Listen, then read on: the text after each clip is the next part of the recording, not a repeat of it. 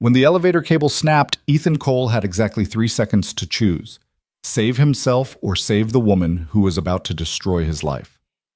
Clara Vance, the billionaire CEO whose smart building would erase his daughter's home, didn't even know his name. But in that metal coffin suspended between floors, titles meant nothing. What happened in those trapped hours would rewrite a $3 billion empire and prove that sometimes the greatest innovations come from the people we overlook. Stay until the end and comment your city below so I can see how far this story travels. The morning started like every morning for the past 8 years, with Ethan Cole burning toast. He stood in the cramped kitchen of apartment 7B, watching smoke curl toward a ceiling that had needed repainting since his wife left. The toaster, like everything else in the Meridian Towers, was old, temperamental, and hanging on by sheer stubbornness. Kind of like him, he thought, as he scraped black crust into the trash. "Dad!" Mia's voice pierced through the bathroom door. "My hair won't do the thing." Ethan glanced at the clock, 7:47 a.m. His shift started at 8 and the building's main HVAC system had been making that grinding noise again, which meant Mr. Patterson from maintenance would be in one of his moods. But Mia's 8th birthday was today, and he'd promised her French toast before school. "Coming, sweetheart." He found her standing on the toilet lid, staring at a reflection with the fierce concentration of a surgeon. Her dark hair, so much like her mother's it sometimes hurt to look at, refused to cooperate with the sparkly clips she'd insisted on wearing. "Here." Ethan's large, calloused hands moved with surprising gentleness, gathering the strands and securing them. Years of fixing delicate sensor wires had given him an unexpected skill with his daughter's hair. "There. Beautiful." Mia beamed at him in the mirror. "Mom used to do it better." The words weren't meant to hurt, but they landed anyway. "Yeah," Ethan said softly. "She did." Rachel had been gone for 6 years now. Not dead, just gone. Somewhere in California with the yoga instructor she'd met online, living a life that apparently didn't have room for a struggling maintenance engineer and a 2-year-old. The divorce papers had arrived via FedEx. She hadn't asked for custody. "But you're getting pretty good at it," Mia added quickly, sensing his mood shift. At 8 years old, she was already too good at reading his silences. Ethan kissed the top of her head. "Get your backpack. We'll grab breakfast at Rosa's before I drop you off." "But you promised French toast." "I know, baby, but the toaster had other plans." He showed her the charred remains of what was supposed to be her birthday breakfast. "Rosa makes better pancakes anyway." Mia's disappointment lasted exactly 3 seconds before she was racing to grab her backpack, already listing the toppings she wanted. Ethan watched her go, feeling the familiar weight of inadequacy settle on his shoulders. Another promise broken. Another small failure in a long line of them. His phone buzzed. A text from Patterson. "HVAC down on floors 15-22. Need you here now. Perfect." "Mia, we gotta move." They tumbled out of the apartment together, Mia chattering about her birthday party, just her and Rosa's daughter Maria, because most kids from her school lived in different neighborhoods now, neighborhoods Ethan couldn't afford. The Meridian Towers had once been working-class housing, but the area was revitalizing, which was a nice word for pricing out everyone who'd lived here for decades. The elevator was waiting, its doors held open by Mrs. Chen from 8F, who was maneuvering her walker inside. "Morning, Mrs. Chen," Ethan said, holding the door. "Ethan, dear, and birthday girl." Mrs. Chen's face crinkled into a smile. 8 years old, my goodness. "I'm having pancakes," Mia announced proudly. "As you should." They descended in comfortable silence, until the elevator lurched. It was subtle, just a slight stutter in the mechanism, but Ethan felt it in his bones. He'd been maintaining these elevators for 5 years, knew every sound they should and shouldn't make. That wasn't normal. Mrs. Chen didn't notice, but Mia grabbed his hand. She always knew when something was wrong. The doors opened at the lobby, and they spilled out into chaos. The Meridian's entrance was packed with residents clustered around a large notice board. Angry voices overlapped, and Ethan caught fragments. "Can't just kick us out. My lease isn't even 3 months? That's insane." Ethan's stomach dropped. He pushed through the crowd, Mia still clutching his hand, until he could see the notice. Official notice of building acquisition. The Meridian Towers has been purchased by Vance Industries as part of the Horizon 2.0 Smart City Development Project. All current lease agreements will be terminated effective February 28, 2024. Relocation assistance packages are available through the words blurred. February 28th. That was 90 days away. Dad? Mia tugged his hand. What does it say? Around them, people were crying. Mr. Martinez, who'd lived here for 30 years, the Santos family with their newborn twins, young professionals who'd just signed leases, all of them suddenly homeless. It says, Ethan's voice came out rough. It says we have to move, baby. Move where? That was the question, wasn't it? Rent in the city had skyrocketed. Anything in Mia's school district was twice what he paid now, and he was already stretched thin. His ex-wife sent nothing. His parents were gone. It was just him, and he was failing the one person who mattered most. We'll figure it out, he lied. Rosa's cafe was subdued that morning. Everyone had seen the notices. Rosa herself looked like she'd been crying, but she forced a smile for Mia and brought out pancakes with extra whipped cream and a candle. Make a wish, mija. Mia closed her eyes, her young face serious. Ethan wondered what she was wishing for, probably something impossible, like her mother coming back, or a puppy, or for her father to not look so tired all the time. She blew out the candle. Everyone clapped. Ethan's phone buzzed again. Patterson, where the hell are you? I gotta go, sweetheart. He kissed Mia's forehead. Rosa's gonna take you to school, okay? I'll pick you up at 3 and we'll do something special. Whatever you want. Can we go to the Science Museum? Absolutely. Another promise. He hoped this one he could keep. But the Meridian's maintenance room was in the basement, a cramped space filled with decades-old equipment and the smell of oil and mildew.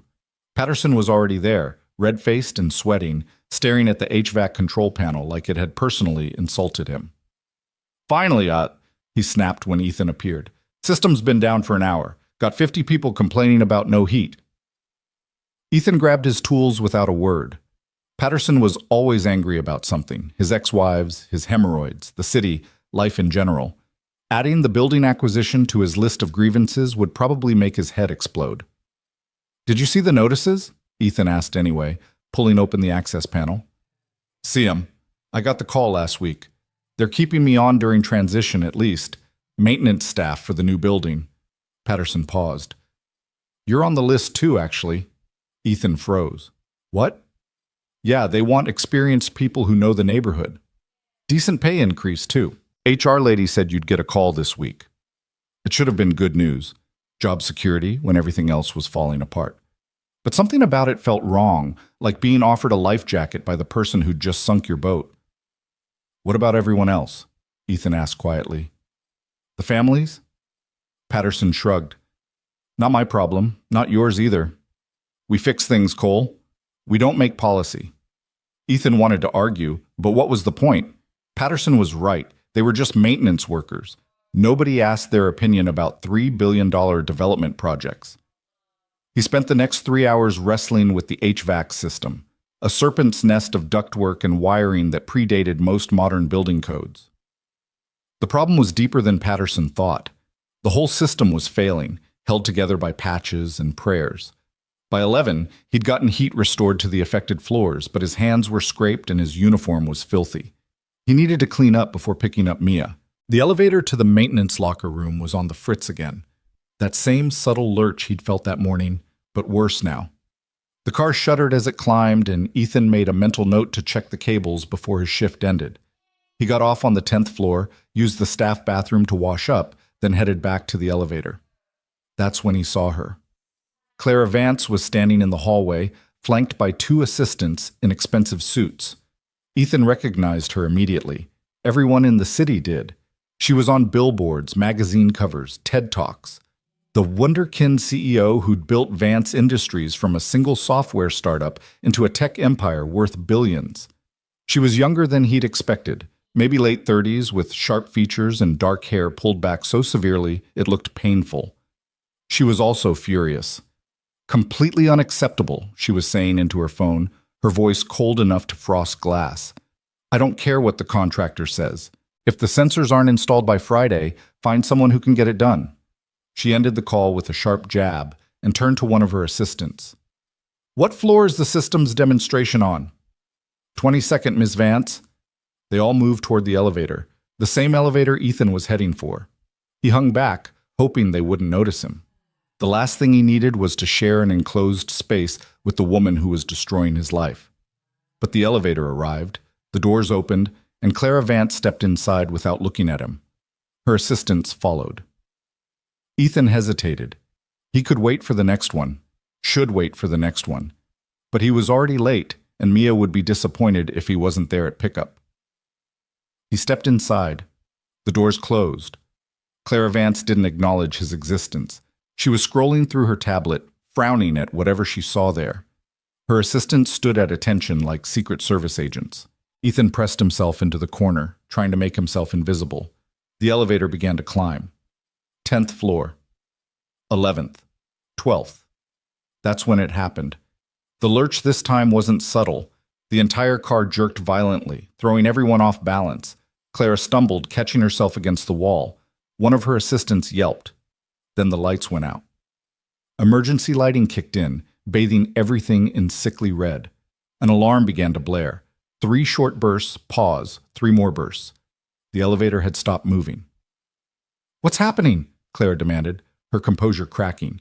Ethan was already moving, hitting the emergency call button. Nothing. He tried again. Still nothing. "The system's down," he said, keeping his voice calm even as his heart raced. "Emergency lines not connecting." "That's impossible." Claire's assistant, a thin man with wireframe glasses, looked panicked.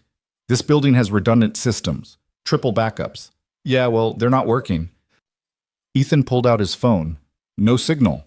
Of course not. They were in an elevator shaft surrounded by steel and concrete. Clara tried her phone too. Same result. Her mask of control was slipping.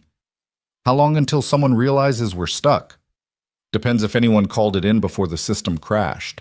Ethan moved to the control panel, prying it open with his multi-tool. "Could be a few minutes. Could be longer." "Longer? I have a board meeting in 20 minutes. "With respect, ma'am, the elevator doesn't care about your schedule." The words came out sharper than he'd intended. Claire's eyes snapped to him, really seeing him for the first time. Her gaze dropped to his uniform, the Meridian Towers patch on his shoulder. "You're maintenance," she said flatly. "Ethan Cole. And yeah, I'm maintenance." He focused on the panel, trying to identify the problem. "The whole system's been glitchy for weeks. Someone should have reported it." "Someone did," Clara said coldly. "Multiple complaints, all resolved according to the system logs." "Then your system logs are lying." Silence fell, thick and uncomfortable. Ethan could feel her staring at him, could practically feel the temperature drop. "Do you know who I am?" Clara asked quietly. "Yeah." Ethan didn't look up. "You're the person who's kicking me and my daughter out of our home in 90 days. More silence. One of the assistants cleared his throat. "Ms. Vance, perhaps we should—" "Be quiet, Marcus." Ethan found the problem, or at least part of it. The safety brake sensor was malfunctioning, which had triggered an automatic shutdown, but fixing it would require tools he didn't have and probably violating about 6 safety protocols. "Okay," he said, turning to face them. "Good news and bad news. Good news is we're not falling. The mechanical brake's engaged, so we're secure. Bad news is I can't fix this from inside. We have to wait for rescue." "How long?" Claire's voice was strained. "Hard to say. Could be an hour. Could be 3. 3 hours?" Marcus looked like he might pass out. "Miss Vance has to present to the board about Horizon 2.0. If she's not there, then they'll start without me." Clara cut him off, but Ethan could see the tension in her jaw. This wasn't just inconvenient for her. It was a disaster. He almost felt sorry for her. Almost. "I have to pick up my daughter," Ethan said, checking his phone again. Still no signal. "She's turning 8 today. I promised her the science museum." He didn't know why he said it. Maybe because the silence was oppressive. Maybe because he wanted Clara Vance to see him as a person, not just a uniform. Maybe because he was scared and talking made him feel less helpless. Clara looked at him, really looked at him, and something flickered across her face. It was gone too quickly to identify, but for a moment she didn't look like a CEO. She looked human. 8 years old, she repeated softly. I'm sorry you'll miss her birthday. I haven't missed it yet. Ethan slid down to sit against the wall, conserving energy. It was going to be a long wait. How long have you been planning this Horizon 2.0 thing? 3 years of development, 2 years of site acquisition and planning. And in all that time, did anyone tell you about the families you'd be displacing? Claire's expression hardened again. Relocation packages are being offered. Fair market value for lease terminations. It's all in the notices. Fair market value? Ethan laughed bitterly. You know what the fair market value is for my one-bedroom apartment? Not enough to rent anything in my daughter's school district, not enough to keep her in the same neighborhood, with the same friends, in the only home she's ever known. That's unfortunate, Clara said, and he could hear her retreating behind corporate speak. But necessary for progress. Horizon 2.0 will transform this area. Sustainable housing, integrated AI systems, reduced carbon footprint. For people who can afford it, Ethan interrupted. What about people like me? Like Mrs. Chen on the 8th floor, who's lived here for 40 years? Like the Santos family with their newborn twins? There are other buildings. Not anymore. This whole neighborhood's being revitalized, which is a fancy way of saying everyone who actually lives here is being pushed out. Clara's jaw tightened. I didn't create the housing crisis, Mr. Cole. I'm trying to solve it. By building luxury smart buildings that working people can't afford? By creating sustainable, efficient housing that... The elevator lurched again, cutting her off. Everyone grabbed for handholds as the car dropped several inches before the brakes caught again. The lights flickered. Marcus made a sound that might have been a whimper. Okay, Ethan said, forcing calm into his voice even as adrenaline flooded his system. Everyone stay still. Don't make any sudden movements. I thought you said the brakes were holding, Clara said, and for the first time he heard real fear in her voice. They are, but the cables are old, and if they're fraying, we could fall. We're not going to fall. You don't know that. She was right, he didn't. The Meridian's elevators hadn't been properly maintained in years. Not since the building changed hands 3 times in 5 years, each owner doing less maintenance than the last. He'd filed reports, made recommendations, begged for upgrades, all ignored because they cut into profit margins. And now he was trapped in a metal box that might be held up by fraying cables, with a CEO who probably thought maintenance was something that happened automatically, like magic. How old are your cables? Clara asked, as if reading his mind. Ethan didn't answer immediately. Mr. Cole, how old are the cables? Original to the building, he admitted. 1978. Jesus Christ. Clara pressed her hand to her forehead. That's 46 years. They've been inspected. When? By who? Ethan fell silent. The truth was, he didn't know. Elevator inspections were handled by an outside contractor, and he'd never seen the reports. He'd assumed someone was staying on top of it. Clara pulled out her tablet, her fingers flying across the screen despite the lack of internet connection. I have the building's maintenance records downloaded from this morning's briefing. Let me see.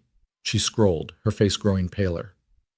Last comprehensive elevator inspection was 7 years ago, she said quietly. Everything since has been cursory at best. Boxes checked, fees paid, but no actual work done. That can't be right, Marcus said weakly. It's right here. Look. She showed him the screen. The previous owners cut costs by using the cheapest inspection company they could find, probably paid them to rubber stamp approvals without actually... The elevator groaned, a long, metallic sound that made Ethan's blood run cold. Something was shifting, straining. We need to get out of here, Clara said, standing up. Now! I told you, we can't... Then we make a way. She moved to the doors, trying to pry them open with her fingers. Help me! That's not safe. Neither is sitting here waiting for 46-year-old cables to snap. She had a point. Ethan stood, moving to the doors. They were sealed tight, designed to stay closed in exactly this kind of emergency. But there was an emergency release, not supposed to be used unless absolutely necessary, but then again, this counted as absolutely necessary. Everyone back up, he ordered. He pulled out his multi-tool, finding the small access panel near the floor. Inside was the manual release mechanism, essentially a lever that would unlock the doors. Using it meant the elevator would be permanently disabled until a full repair crew could fix it, but that didn't matter if they died waiting. "When I pull this, the doors will unlock," he explained. "But we don't know where we are in the shaft. Could be between floors. Could be lined up with a floor. Either way, don't do anything until I say so." Clara nodded. Marcus looked terrified. The other assistant, a woman who hadn't spoken yet, had her eyes closed, praying silently.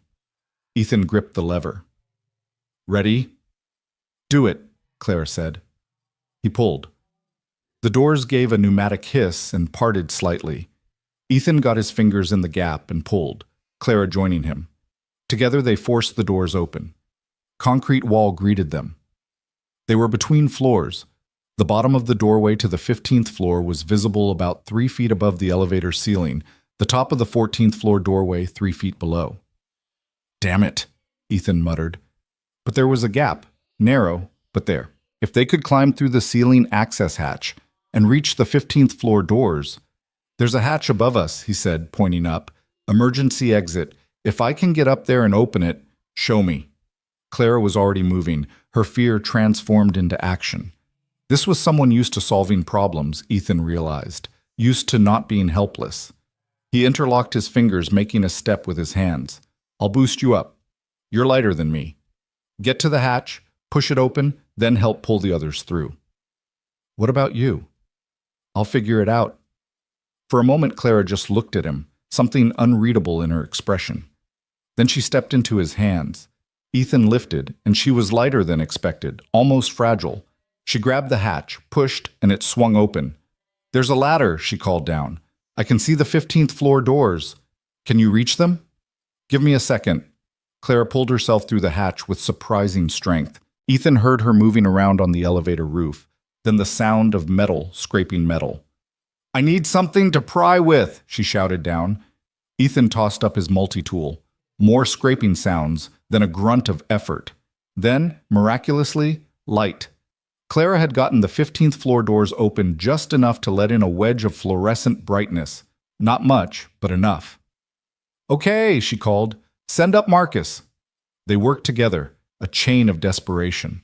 Marcus went up next, then the other assistant. Each time, Ethan boosted them up, and Clara pulled them through. It was exhausting, and every second the elevator groaned and shifted beneath them. Finally, everyone was out except Ethan.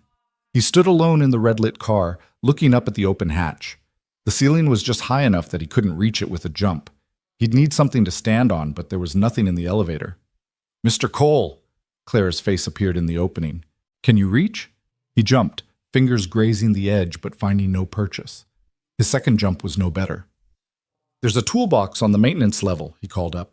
"If I can get the elevator to move—" "Don't you dare," Clara said sharply. "That car is barely holding as it is." "Then I'm stuck." "No, you're not." Clara disappeared, and Ethan heard her talking to someone, her voice commanding. A minute later, she was back. "Building security is bringing a ladder. 5 minutes." 5 minutes. Ethan sat down, suddenly aware of how much his hands were shaking. The adrenaline was wearing off, leaving behind exhaustion and the dawning realization of how close they'd come to disaster. "Mr. Cole?" Clara's voice echoed down. "Talk to me. I need to know you're okay." "I'm fine." "You don't sound fine." He laughed weakly. "We almost died in your building." Silence from above, then, "I know, and I'm sorry." The apology surprised him. CEOs didn't apologize, in his experience. They deflected, blamed, made excuses. But Clara Vance sounded genuinely remorseful. "Why did you buy this building?" Ethan asked. "Because what else was there to do while waiting?" "Why the Meridian?" "Location," Clara answered. "Central district near transit lines, existing infrastructure. Perfect anchor point for the Horizon network." "That's it? Just location?" A pause. "What else would there be?" "People," Ethan said quietly. "There are people here. Lives. Histories. Mrs. Chen's husband died in apartment 8F 30 years ago. She's never moved because she says she can still feel him there. The Santos twins were born in the hospital 3 blocks away. This is their neighborhood, their home. Clara's voice faltered. I didn't know that. Because no one told you, or maybe they did and it didn't matter. That's not fair. Isn't it? Ethan stared up at the shaft of light. You're going to tear down this building and put up something shiny and new, something smart. But you know what's smart, Ms. Vance? Community. Neighbors who know each other's names. Rent that people can actually afford. That's smart. Everything else is just expensive. He didn't expect her to respond. What could she say? But after a long moment, her voice drifted down again. My mother was a janitor, Clara said softly. Cleaned office buildings at night. I'd go with her sometimes after school, do my homework in empty conference rooms while she vacuumed. I used to watch business people through the windows in their expensive clothes, making important decisions. I promised myself I'd be one of them someday. Ethan listened, surprised. I built Vance Industries because I wanted to prove that someone like me could make it, Clara continued. Someone from nothing. And when I made it, I wanted to build things that mattered, things that would last. Horizon 2.0 was supposed to be my legacy. Sustainable, efficient, transformative. But I never thought about the janitors, Clara admitted. I was so focused on the vision, on the innovation, on changing the future. I forgot about the present, the people who are already here, already living their lives in buildings that I'm planning to erase. Footsteps echoed from above. Security had arrived with the ladder. We're lowering it down now, Clara called. Hold steady. The ladder descended through the hatch, its feet finding purchase on the elevator floor. Ethan grabbed the rungs and climbed, muscles burning with effort.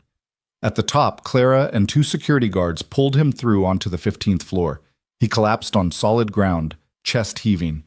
Clara knelt beside him. You okay? Yeah, I'm okay. He checked his phone. 2:47 p.m. 13 minutes to pick up Mia. He might actually make it. I need to go. Wait. Clara touched his arm. Please. I need to understand what happened here. Why the elevator failed. It failed because it's old, Ethan said bluntly. Because no one's maintained it properly in years. Because cutting costs is more important than safety. That's going to change.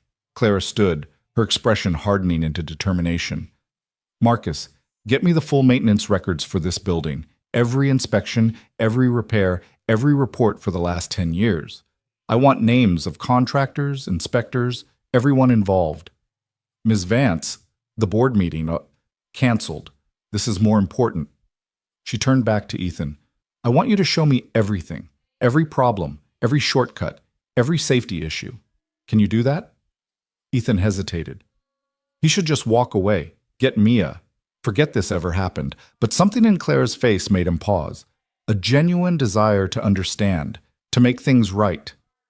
Not today, he said finally. Today I'm taking my daughter to the science museum, but tomorrow. Yeah, I'll show you tomorrow. Clara nodded.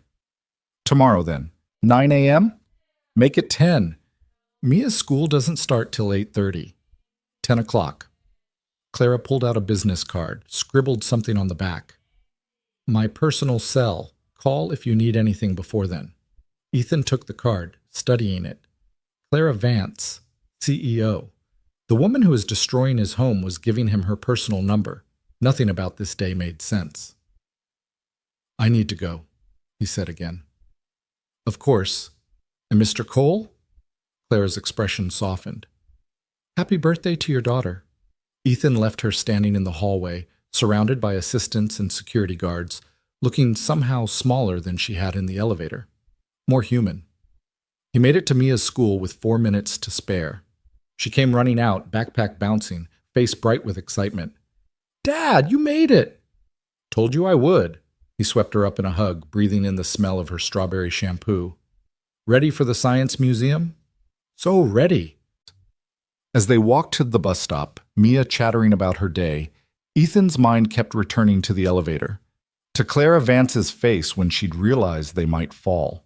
To the way she'd apologized. To the look in her eyes when she'd said, that's gonna change. Maybe she'd meant it. Maybe she was just another rich person making empty promises. Tomorrow, He'd find out which. But tonight, he had a birthday to celebrate. Everything else could wait.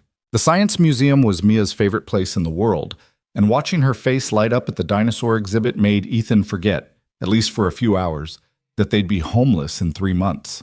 She pressed her nose against the glass case containing a velociraptor skeleton, her breath fogging the surface.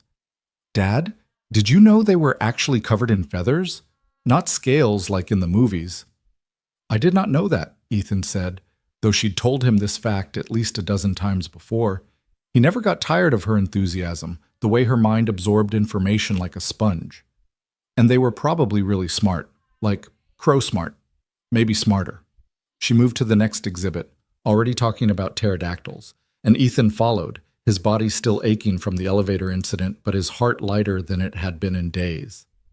They spent 2 hours wandering through exhibits, Mia asking 1,000 questions that Ethan answered as best he could. When they finally left, the sun was setting, painting the city in shades of orange and gold. Mia held his hand as they walked to the bus stop, swinging their arms between them. Best birthday ever, she declared. Ethan squeezed her hand. Even without the French toast? Even without the French toast. She paused, then added more quietly, Dad, are we really going to have to move? His chest tightened. He'd hoped she hadn't understood the notice, that maybe she was too young to grasp what it meant, but Mia had never been good at not understanding things. Yeah, baby, we are. Where will we go? I don't know yet, but we'll figure it out together, okay? I promise. Another promise. He seemed to be making a lot of those lately. That night, after Mia was asleep, Ethan sat at their tiny kitchen table with his laptop open, searching for apartments he could afford. The options were grim. Everything in their price range was either too far from Mia's school, in unsafe neighborhoods, or barely larger than a closet. Some listings didn't even have photos, which was never a good sign. He was 3 pages deep into his search when his phone buzzed. Unknown number. Hello? Mr. Cole? It's Clara Vance. Ethan sat up straighter, suddenly alert. He'd expected her to forget about their conversation, to go back to her billionaire life and never think about the maintenance worker from the elevator again. Ms. Vance, I didn't expect to hear from you tonight. I couldn't sleep, she admitted. I kept thinking about what you said, about the people in your building. So I've been reading. Reading what? Everything. Tenant files, lease agreements, complaint logs, maintenance reports. Do you know there have been over 200 documented issues in the Meridian in the past year alone? Heating failures, water leaks, electrical problems? 200, and almost none of them properly addressed. Ethan closed his laptop. That sounds about right. It's unacceptable. Clara's voice was tight with anger. The previous owners were negligent, criminally negligent, and I'm about to demolish the evidence. So what are you going to do about it? Silence stretched between them. Then Clara said, I don't know yet, but tomorrow, when you show me everything, I'll start figuring it out. 10 o'clock? 10 o'clock, Ethan confirmed. And Mr. Cole? Thank you. For saving us today. I never properly thanked you. You did fine, Ethan said. You helped. Most people in your position would have just waited to be rescued.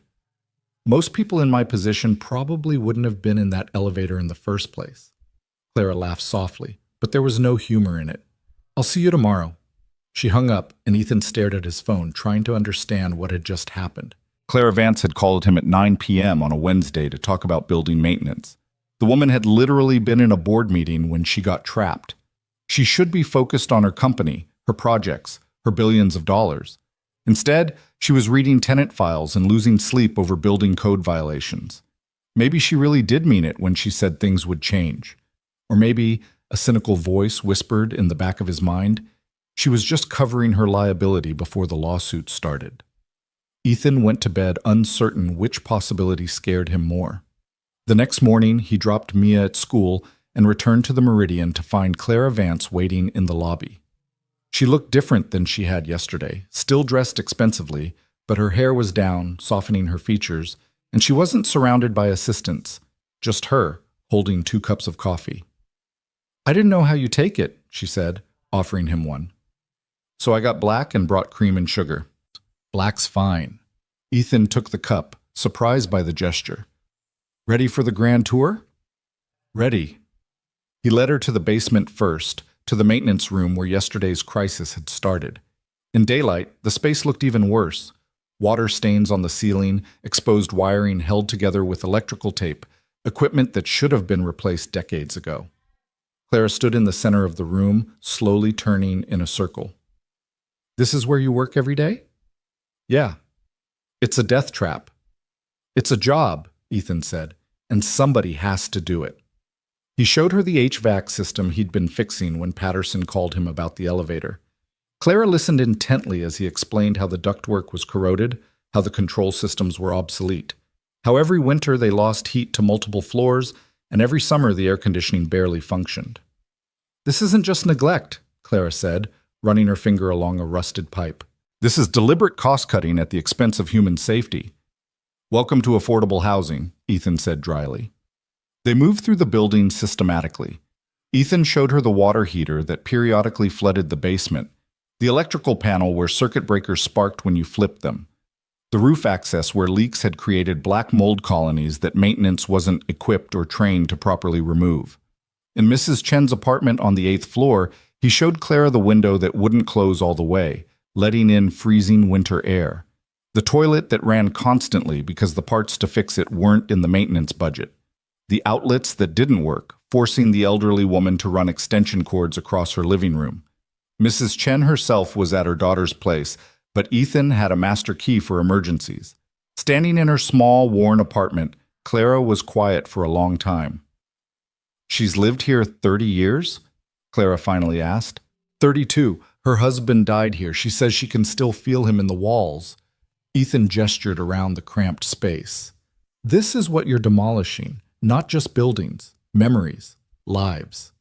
Clara nodded slowly, her expression troubled. Show me more. They visited the Santos apartment next, where the young couple with newborn twins had complained about the heating. The apartment was freezing despite the thermostat reading 72 degrees. Ethan showed Clara the vent, completely blocked by construction debris from a repair job that had never been properly finished. Someone could have filed a complaint, Clara said. Someone did. Multiple people did. Ethan pulled out his phone, opened his email, and showed her the forwarded complaints he'd received over the past 6 months. I fixed what I could with what I had. But I'm one person, and there's only so much I can do with duct tape and prayers. They rode the elevator, a different one than yesterday's nightmare, to the 15th floor. Clara was visibly tense the entire ride, her hand gripping the railing. I may never use an elevator again, she muttered when the doors opened. Welcome to my world. On the 15th floor, Ethan showed her the Patterson apartment, though Patterson wasn't home, where water damage from a roof leak had destroyed an entire bedroom ceiling. The repair had been scheduled for 8 months.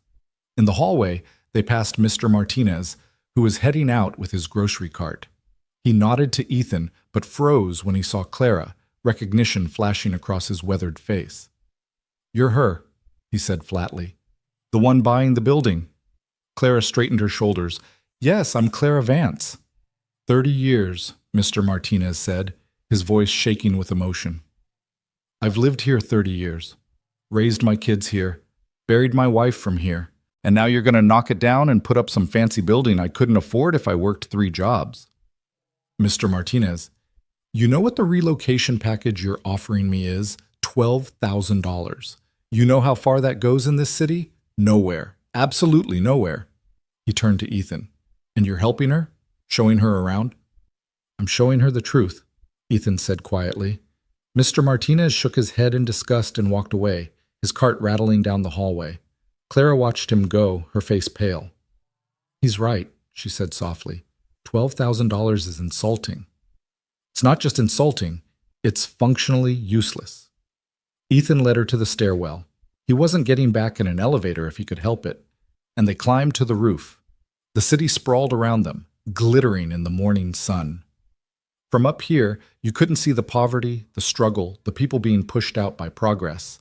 I used to come up here with my wife, Ethan said, standing at the edge. Before she left, we'd watch the sunset and talk about the future, about what we wanted for Mia. We had this whole plan: save up, buy a house in the suburbs, give her a yard to play in, normal stuff. What happened? Life happened. Or maybe we happened. Rachel couldn't handle the stress, the bills, the small apartment, the crying baby. She needed more than I could give her.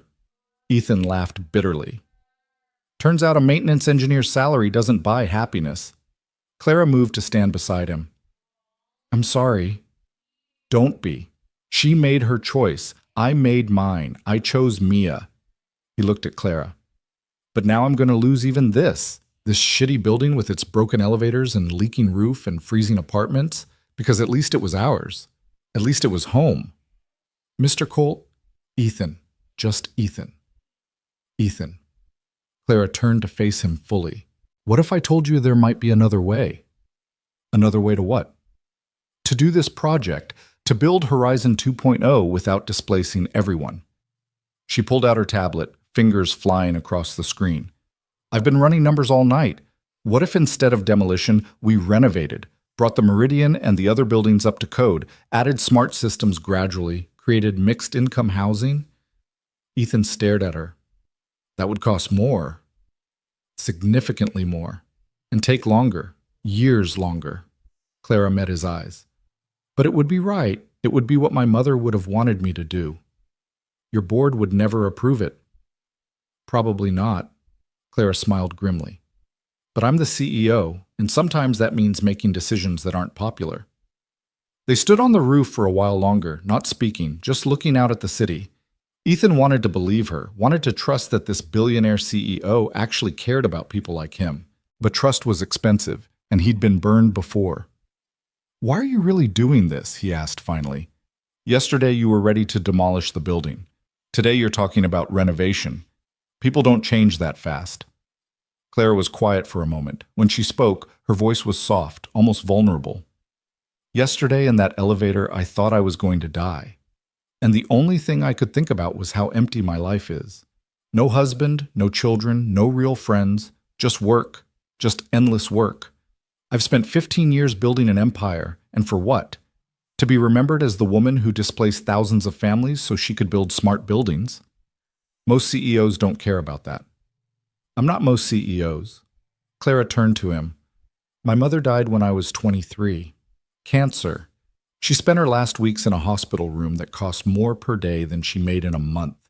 I promised her I'd be different, that I'd use whatever success I had to help people like us. And somewhere along the way, I forgot that promise. I became exactly what I hated, someone so focused on growth and profit that I couldn't see the people I was hurting. Ethan studied her face, looking for signs of manipulation, of corporate doublespeak. But all he saw was genuine regret. So what happens now? He asked. Now I go into my office and start a very difficult conversation with my board of directors. And you go back to work and keep this building running for as long as possible. Deal? Deal. They shook hands, and Ethan felt the calluses on her palm, surprising on someone who spent her days in boardrooms. Maybe she wasn't as different from him as he'd thought. Clara left, and Ethan returned to the basement, to Patterson and broken heating systems and the endless cycle of maintenance. But something had shifted. For the first time in months, maybe years, he felt something he'd almost forgotten. Hope. The feeling lasted approximately 4 hours. At 2:30, Patterson called him to the lobby. Corporate's here. They want to talk to you. Ethan climbed the stairs, still not trusting elevators, to find 3 people in expensive suits waiting. Not Clara. These were different corporate types, the kind with dead eyes and briefcases full of legal documents. Ethan Cole? The lead suit, a middle-aged man with silver hair, extended his hand. James Brennan, VP of Operations for Vance Industries. We need to have a conversation. Ethan's stomach sank. About what? About your future with the company. Can we speak somewhere private? They ended up in the building's small management office. Brennan sat behind the desk like he owned it, which, technically, he did now, while his 2 associates flanked him like sentinels. Mr. Cole, we understand you spent considerable time with Ms. Vance yesterday and today, Brennan began, showing her around the facility. She asked me to. Yes, well, Ms. Vance is, passionate about certain things. Sometimes that passion clouds her judgment. Brennan smiled, but it didn't reach his eyes. We want to make sure you understand the situation clearly. I understand it fine. Do you? Because from where we're sitting, it looks like you may have given Ms. Vance some incorrect impressions about this building and the Horizon 2.0 project. Ethan felt anger flare in his chest. I showed her the truth. Your truth, perhaps. But truth is subjective, isn't it? Brennan leaned forward. Here's an objective truth for you. Horizon 2.0 is a $3 billion project that will revitalize this entire district. It will create jobs, reduce carbon emissions, and provide state-of-the-art housing for thousands of people. It's been approved by the City Council, backed by investors, and scheduled to break ground in 3 months. And it will displace hundreds of families in the process. Families who will be compensated fairly and given assistance finding new housing. Brennan's smile hardened. Unless someone convinces Ms. Vance to throw away 3 years of planning and billions of dollars based on emotional appeals and worst-case scenarios. So you're here to what? Tell me to shut up? We're here to offer you an opportunity. Brennan nodded to one of his associates, who slid a folder across the desk. A promotion. Senior Facilities Manager for Horizon 2.0. Triple your current salary, full benefits, pension plan. You'd be overseeing maintenance for the entire complex once it's built. Ethan opened the folder. The salary number made his eyes widen. With that kind of money, he could afford a real apartment, could put Mia in a better school, could finally breathe. All you have to do, Brennan continued, is be realistic with Ms. Vance. Help her understand that renovation isn't feasible, that the smart move, the only move, is to proceed as planned. You want me to lie to her. We want you to provide context, to be a voice of reason. Brennan leaned back. Ms. Vance is brilliant, but she's also idealistic. Sometimes she needs people around her who can see the bigger picture. Ethan stared at the folder, at the number that represented security, stability, everything he'd been struggling for since Rachel left. 3 times his current salary. Enough to actually take care of his daughter the way she deserved. All he had to do was betray the only person who'd shown genuine concern for the people living in this building. No, he said, closing the folder. Brennan's smile vanished. Excuse me? I said no, I'm not going to lie to her, and I'm not going to help you manipulate her into ignoring what's right. Mr. Cole, I don't think you understand what you're turning down. I understand perfectly. Ethan stood. I've been poor my whole life. A little longer won't kill me. He walked out, leaving the folder on the desk and 3 stunned executives behind him. His hands were shaking, his heart pounding. He'd just turned down enough money to change his and Mia's lives forever. But he'd kept his integrity. That had to count for something. His phone rang before he reached the basement. Clara. Ethan, I just got out of the board meeting. They're furious. Brennan's calling for my removal as CEO if I pursue renovation over demolition. I know. He was just here offering me a bribe to talk you out of it. Silence. Then, did you take it? What do you think? I think, Clara laughed, and it sounded almost giddy. I think I may have finally found someone in this company with a spine. Listen, can you come to my office? I want to show you something. Ms. Vance, I'm covered in grease and I smell like the basement. I don't care. Please. This is important. 30 minutes later, Ethan was standing in Clara Vance's corner office on the 42nd floor of the Vance Industries building, feeling completely out of place among the modern furniture and floor-to-ceiling windows. Clara was at her desk, surrounded by tablets and laptops and printed spreadsheets. Look at this, she said, gesturing him over. I've been running scenarios all day. If we renovate instead of demolish, keep rent at current rates for existing tenants, while gradually adding smart systems and new construction, it's possible. Expensive, but possible. Ethan studied the numbers. They were staggering. This would cost almost as much as building from scratch. More, actually, but it's the right thing to do. Clara looked up at him. I'm going to fight for this, even if it means fighting my own board. They'll remove you. Maybe. Probably. She smiled. But I'd rather be removed for doing the right thing than stay CEO by doing the wrong one. My mother didn't raise me to be a coward. Ethan felt something shift in his chest, some wall he'd built around himself beginning to crack. "Why are you showing me this?" "Because I need your help. If I'm going to convince anyone this is viable, I need data, real data, not sanitized reports. I need someone who knows these buildings inside and out, someone who understands what the tenants actually need, someone who'll tell me the truth even when it's uncomfortable." "You're offering me a job?" "I'm offering you a chance to save your home," Clara said, "and everyone else's." Ethan looked out the window at the city spread below. Somewhere down there was the Meridian, was Mia's school, was the life he'd built from nothing. And standing next to him was a woman who could destroy all of it with a signature, or maybe, just maybe, save it. "Okay," he said finally. "I'm in." Clara's smile was genuine, transforming her face. "Thank you. We're going to need to work fast. The board meets again next week, and they're going to push for my removal.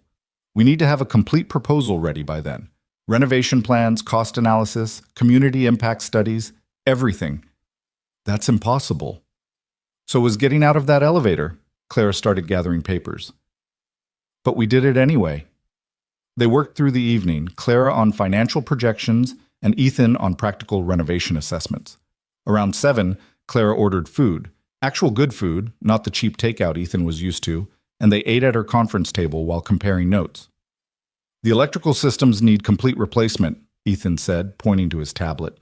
"You can't just add smart sensors to wiring from the 70s. It's a fire hazard." "How long would a full electrical upgrade take?" "Per building?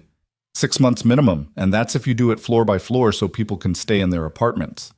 Clara made notes. "Add it to the timeline. What else?" They went through every system: plumbing, HVAC, structural reinforcement, roof replacement, window upgrades. Each addition made the project more expensive and more complex. By 9 p.m., they had a proposal that would take 5 years and cost $4 billion. "The board will never approve this," Clara said, staring at the final number. "Then we make them approve it." Ethan surprised himself with his boldness. "We get the tenants involved, media coverage, show everyone what's at stake." Clara looked at him with something like admiration. "You're suggesting we wage a PR war against my own company." "I'm suggesting we tell the truth loud enough that people listen. That's risky, for both of us." "Life's risky," Ethan said. "Yesterday proved that." Clara laughed, and Ethan realized it was the first time he'd heard her really laugh. Not the polite corporate chuckle, but genuine amusement. "You're right. Okay, let's do it. But first, you need to go home. Your daughter probably thinks you've abandoned her." Ethan checked his phone and swore. Rosa had been watching Mia for hours, sending increasingly concerned texts. "I'm sorry, I lost track of time." "Go," Clara said. "We'll continue tomorrow. And Ethan, thank you for believing this is worth fighting for." He left her office with his mind spinning, barely remembering the elevator ride down. Though when the car jolted slightly, his heart raced and his palms went sweaty. The trauma of yesterday wasn't going away anytime soon. Mia was asleep on Rosa's couch when he arrived, and Rosa gave him a look that was half worried, half curious. "Working late with the CEO?" she asked quietly, following him to the door as he carried Mia. "That's not something I expected to hear." "It's complicated," Ethan said. "Everything with you is complicated." Rosa smiled. "But whatever you're doing, I hope it works. This building needs someone fighting for it." At home, Ethan tucked Mia into bed and collapsed on his own mattress, exhausted but unable to sleep. His mind kept replaying the day, Claire's determination, Brennan's bribe, the impossible task they'd taken on. He thought about his ex-wife, about how she'd left because she couldn't handle the struggle. And he thought about Clara, who could have anyone, do anything, but was choosing to fight a battle that would probably cost her everything. Maybe, he thought, as sleep finally claimed him, this was what courage looked like. His phone buzzed one last time. A text from Clara. "Thank you for today, for reminding me why I do this." See, Ethan smiled in the darkness and, for the first time in a long time, slept soundly. The next morning started with a phone call Ethan didn't expect. He was making actual French toast, determined to get it right this time, when his phone lit up with Clara's name. "Turn on channel 7, she said without preamble. "Now!" Ethan grabbed the remote, clicking through channels until he found the local news. His stomach dropped.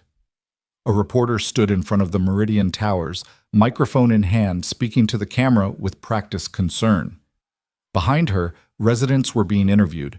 Mrs. Chen, Mr. Martinez, the Santos family with their twins. What they're calling a humanitarian crisis in the making, the reporter was saying. Hundreds of families facing displacement as tech giant Vance Industries moves forward with its controversial Horizon 2.0 project. But perhaps most alarming are the revelations about building safety. Documents obtained by this station show years of neglected maintenance, including the elevator malfunction that trapped CEO Clara Vance herself just 2 days ago.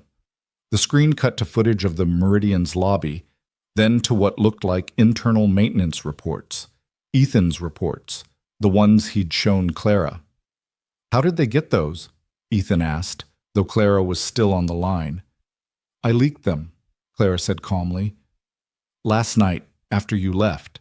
Sent everything to 3 news stations and 2 newspapers. If we're going to fight this, we need public pressure. You leaked documents from your own company. Technically, they're documents about properties my company now owns, detailing safety violations the previous owners ignored. I'm not exposing Vance Industries. I'm exposing a system that allows this kind of neglect. Clara paused. My board is going to be furious. Brennan's probably having a stroke right now, but it's done. On screen, Mr. Martinez was speaking, his voice shaking with emotion. 30 years I've been here, and now they tell me I got 90 days to find somewhere else. Where am I supposed to go? Everything I can afford is miles from here, from my doctors, from my community. The reporter's face was appropriately sympathetic. And Mr. Martinez is not alone. Our investigation found that the average relocation package being offered would cover less than 2 months' rent in comparable neighborhoods. We reached out to Vance Industries for comment, but have not yet received a response. They will soon, Clara said. I'm holding a press conference at noon. I want you there. Me? Why? Because you're the human face of this story, Ethan. You're the single dad, the maintenance worker who's been trying to keep these buildings safe while everyone above you cut corners. People need to see you.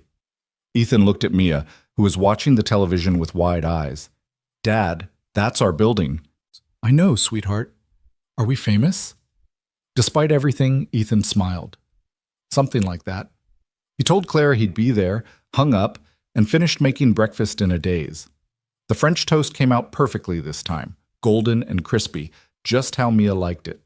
She ate 3 pieces, chattering about how cool it was that their building was on TV, completely unaware of what it all meant. Rosa called while Ethan was doing dishes. You saw the news? Yeah. Is it true? About the elevator? You were trapped with her? For about 2 hours. Dios mío, Ethan, you could have died. Rosa's voice was tight with worry. And you didn't tell me? I didn't want to scare Mia. Or you. Too late for that. She sighed. What's happening? Really happening? Ethan dried his hands, watching Mia play with her dolls in the living room. I think Clara Vance is trying to do the right thing, and I think a lot of powerful people are going to try to stop her. And you're helping her? Yeah, I am. Then be careful, Rosa said softly. Rich people's fights have a way of crushing regular people in the crossfire. She wasn't wrong. But Ethan was already in the crossfire. They all were. At 11:30, he dropped Mia with Rosa, who insisted on keeping her for the day, just in case things get complicated, and took the bus to Vance Industries headquarters. Security was expecting him, which was surreal. They gave him a visitor badge and escorted him to the top floor, where Clara's office had been transformed into a war room.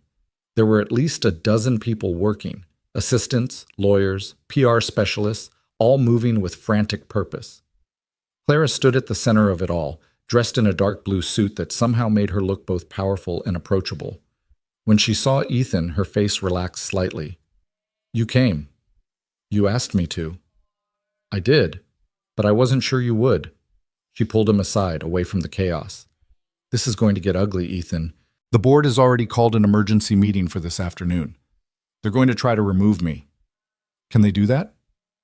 I'm CEO, but I don't have majority control.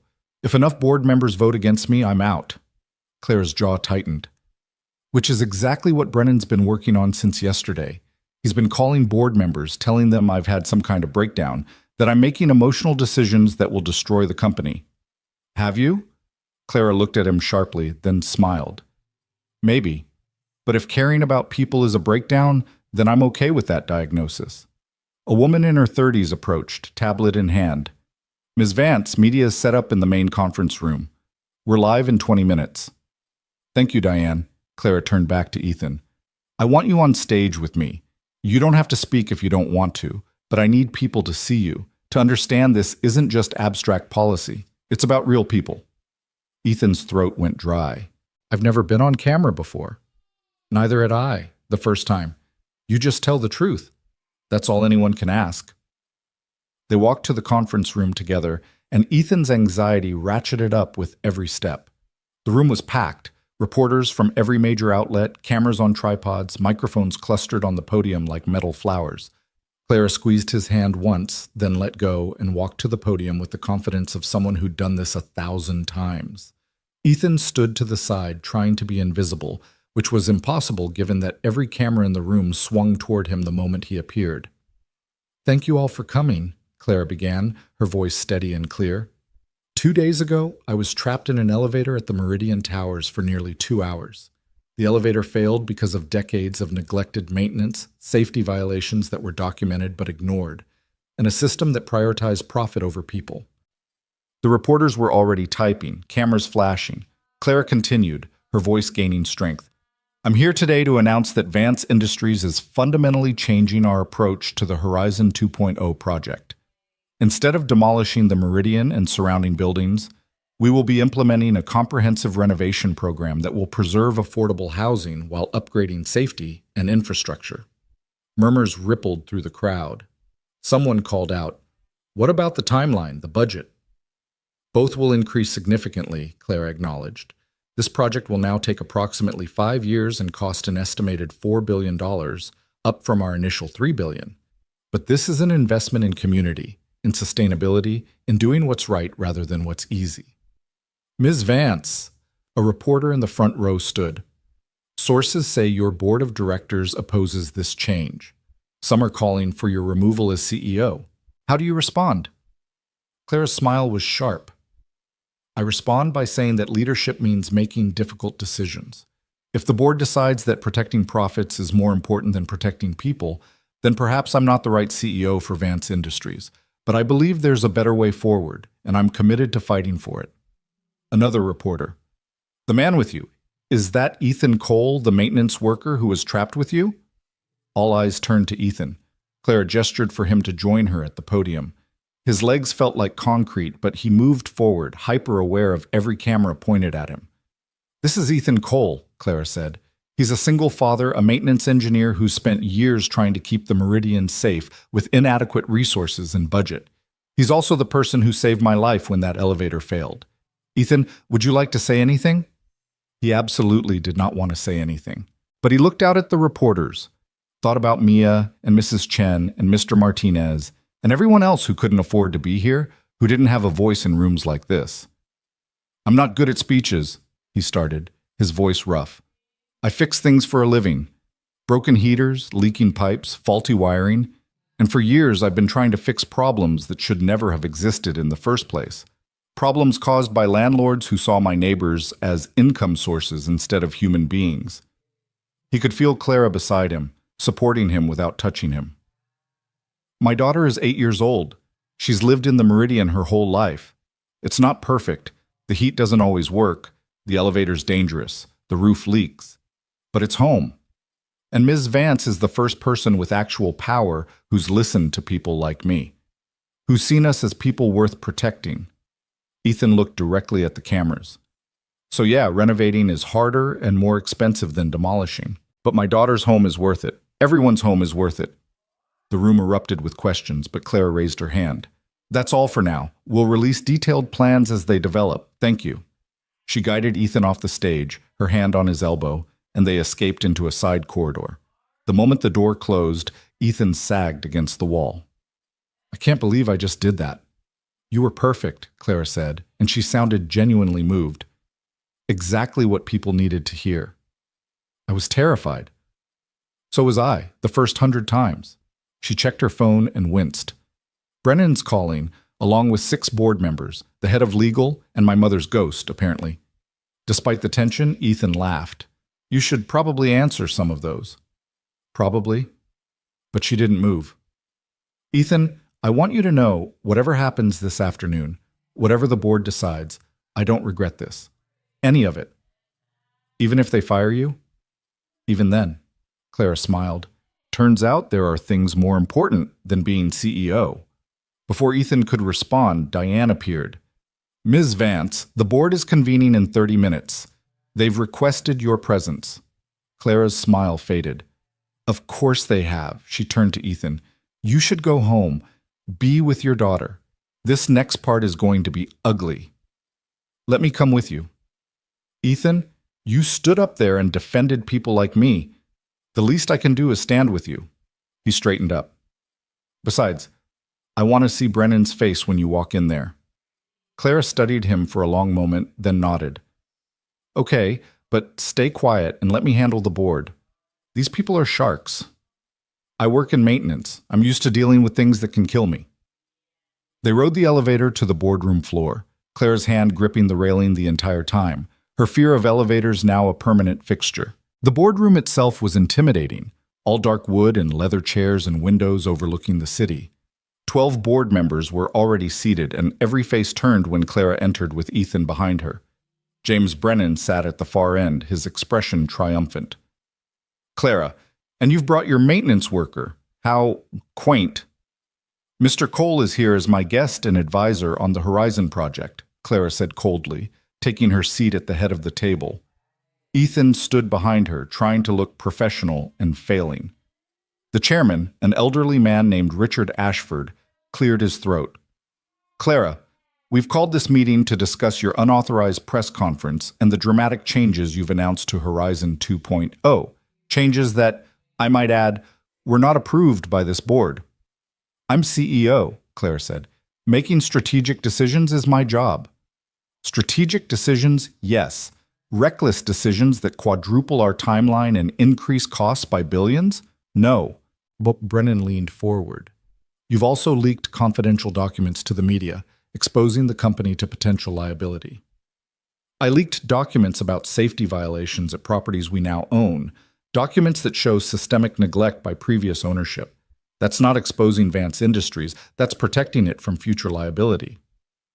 That's a matter of interpretation, another board member, a woman named Patricia Chen, interjected. What's not interpretation is that you've committed us to a project that will drain resources for years. Resources we have, Clara shot back. Vance Industries generated $8 billion in profit last year. We can afford to invest in doing the right thing. The right thing? Brennan's voice dripped with contempt. The right thing is maximizing shareholder value. The right thing is delivering the project we promised investors. The right thing is not throwing away years of planning because you had an emotional experience in a broken elevator. Ethan felt his fists clench.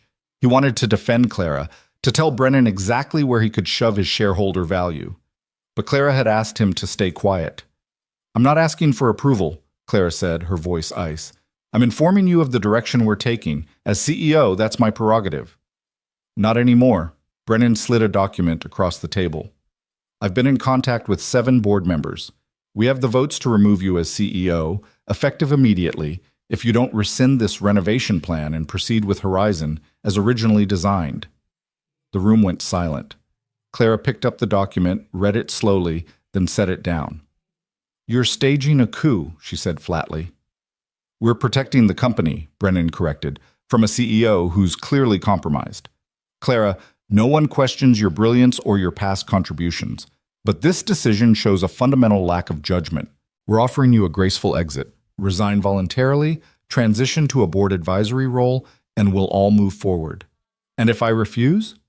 Then we vote. Right now. And you lose. Ethan watched Clara's face, saw the emotions warring there, anger, fear, defiance. She'd known this was coming, but knowing and experiencing were different things. This was her company, built from nothing, and they were taking it from her. Clara stood slowly, her hands flat on the table. I built Vance Industries from a single software startup. I made every person in this room wealthy beyond their dreams, and you're removing me because I want to help people instead of displace them? We're removing you because you've lost perspective, Patricia said, not unkindly. Clara, take some time. Rest. Come back when you're thinking clearly. I'm thinking more clearly than I have in years. Clara looked around the table, meeting each board member's eyes. Fine. Take your vote. Remove me. But know this, you're not just removing a CEO. You're removing the moral center of this company. And history will remember that. We'll take that risk, Brennan said. All in favor of Clara Vance's removal as CEO? 7 hands went up, just enough for a majority. Ethan felt his stomach drop. It was over. They'd lost. But Clara wasn't done. Before you finalize this, she said, pulling out her phone, there's something you should know. This morning, I transferred 40% of my personal shares in Vance Industries to a newly created charitable trust, the Vance Community Fund, dedicated to affordable housing development and maintenance worker advocacy. Brennan's face went white. You can't do that. I already did. The paperwork was filed at 9 a.m., which means I no longer have voting control of my shares. The trust does. And the trust's board of directors has a very different perspective on what Vance Industries should be doing. You're destroying your own company, Patricia said, shocked. No, I'm saving it from people who forgot why we started it in the first place. Clara smiled, but there was no warmth in it. You want me gone? Fine. I'm gone. But you're going to have to negotiate with the trust now, and they're going to insist on renovation over demolition. They're going to insist on community input. They're going to insist on everything I just proposed because I've legally bound them to do so. The room erupted in chaos, board members shouting, Brennan on his phone, Patricia demanding legal review. Ethan stood in the middle of it, stunned by what Clara had just done. She'd given up billions of dollars, given up control of her own company, all to protect people she'd never met, in buildings she'd visited for the first time 2 days ago. Clara turned to him, and her eyes were bright with unshed tears. Come on, let's get out of here. They left the boardroom together, walking past shouting executives and frantic assistants. In the elevator, Clara gripping the railing again, her knuckles white, neither of them spoke. They rode down 42 floors in silence, and when the doors opened to the lobby, Clara walked straight out of the building like she couldn't bear to be there another second. Ethan followed her out to the plaza, where she finally stopped, looking up at the Vance Industries logo gleaming on the building's facade. I just quit my own company, she said wonderingly, or got fired. I'm not sure which. You did the right thing, Ethan said. Did I? I just threw away everything I built, my career, my reputation, billions of dollars. For what? A maybe? A hope that things might change? For people, Ethan said firmly. You did it for people. That's worth more than money.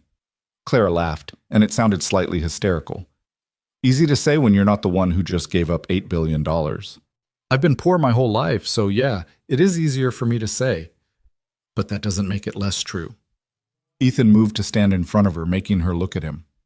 You know what my ex-wife told me when she left? She said I'd never amount to anything because I cared more about doing right than getting ahead. And you know what? She was right. I'm a maintenance worker with a daughter I can barely support. But I sleep at night. Can Brennan say that? Clara wiped her eyes. You really are a terrible maintenance worker. You know that. Actual maintenance workers are supposed to be cynical and jaded. I'm working on it. She smiled, really smiled, and it transformed her face completely. Buy me coffee? I suddenly have a lot of free time and no idea what to do with it. They found a small cafe 2 blocks away. The kind of place where Clara definitely didn't fit with her expensive suit and Ethan didn't fit with his work uniform. But the coffee was good, and for an hour they just sat and talked about nothing important. Favorite movies, worst jobs, childhood dreams, normal things that normal people talked about. I wanted to be an astronaut, Clara admitted. When I was 8, thought I'd live on Mars. I wanted to be a firefighter, Ethan said. Seemed heroic. What happened? Turns out firefighting requires running into burning buildings, and I'm not that brave. He grinned. Also, the pay's not great, and I had a baby on the way. Do you regret it? Not following your dream. Ethan thought about Mia, about reading her bedtime stories and teaching her to ride a bike and watching her face light up at the science museum. Not even a little bit. Mia's my dream. Everything else is just details. Clara looked at him with something like envy. Must be nice being that certain about something. You gave up your company today. Sounds pretty certain to me. That was desperation, not certainty. I don't know if it'll work. Don't know if the trust will actually be able to force changes, or if Brennan will find some legal loophole to bypass everything. She stared into her coffee. I might have just destroyed everything for nothing. Or you might have saved hundreds of families. Won't know until we try. We? Clara raised an eyebrow.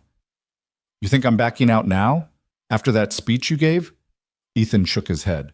You're stuck with me, Vance. Clara, if we're going to be partners in whatever this is, you should probably use my first name. Clara. Ethan tested it out. It felt strange, too familiar, but also right. Partners, huh?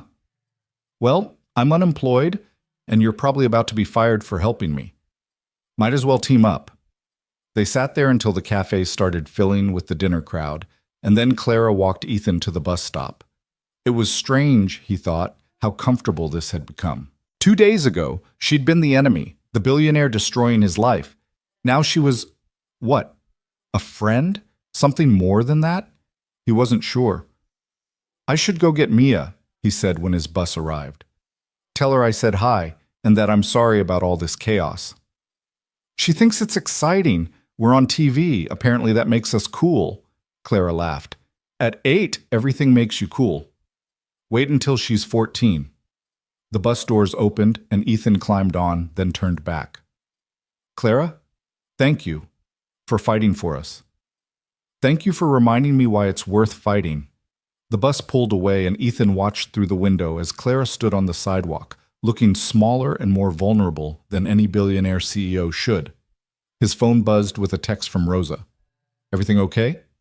He typed back, getting there.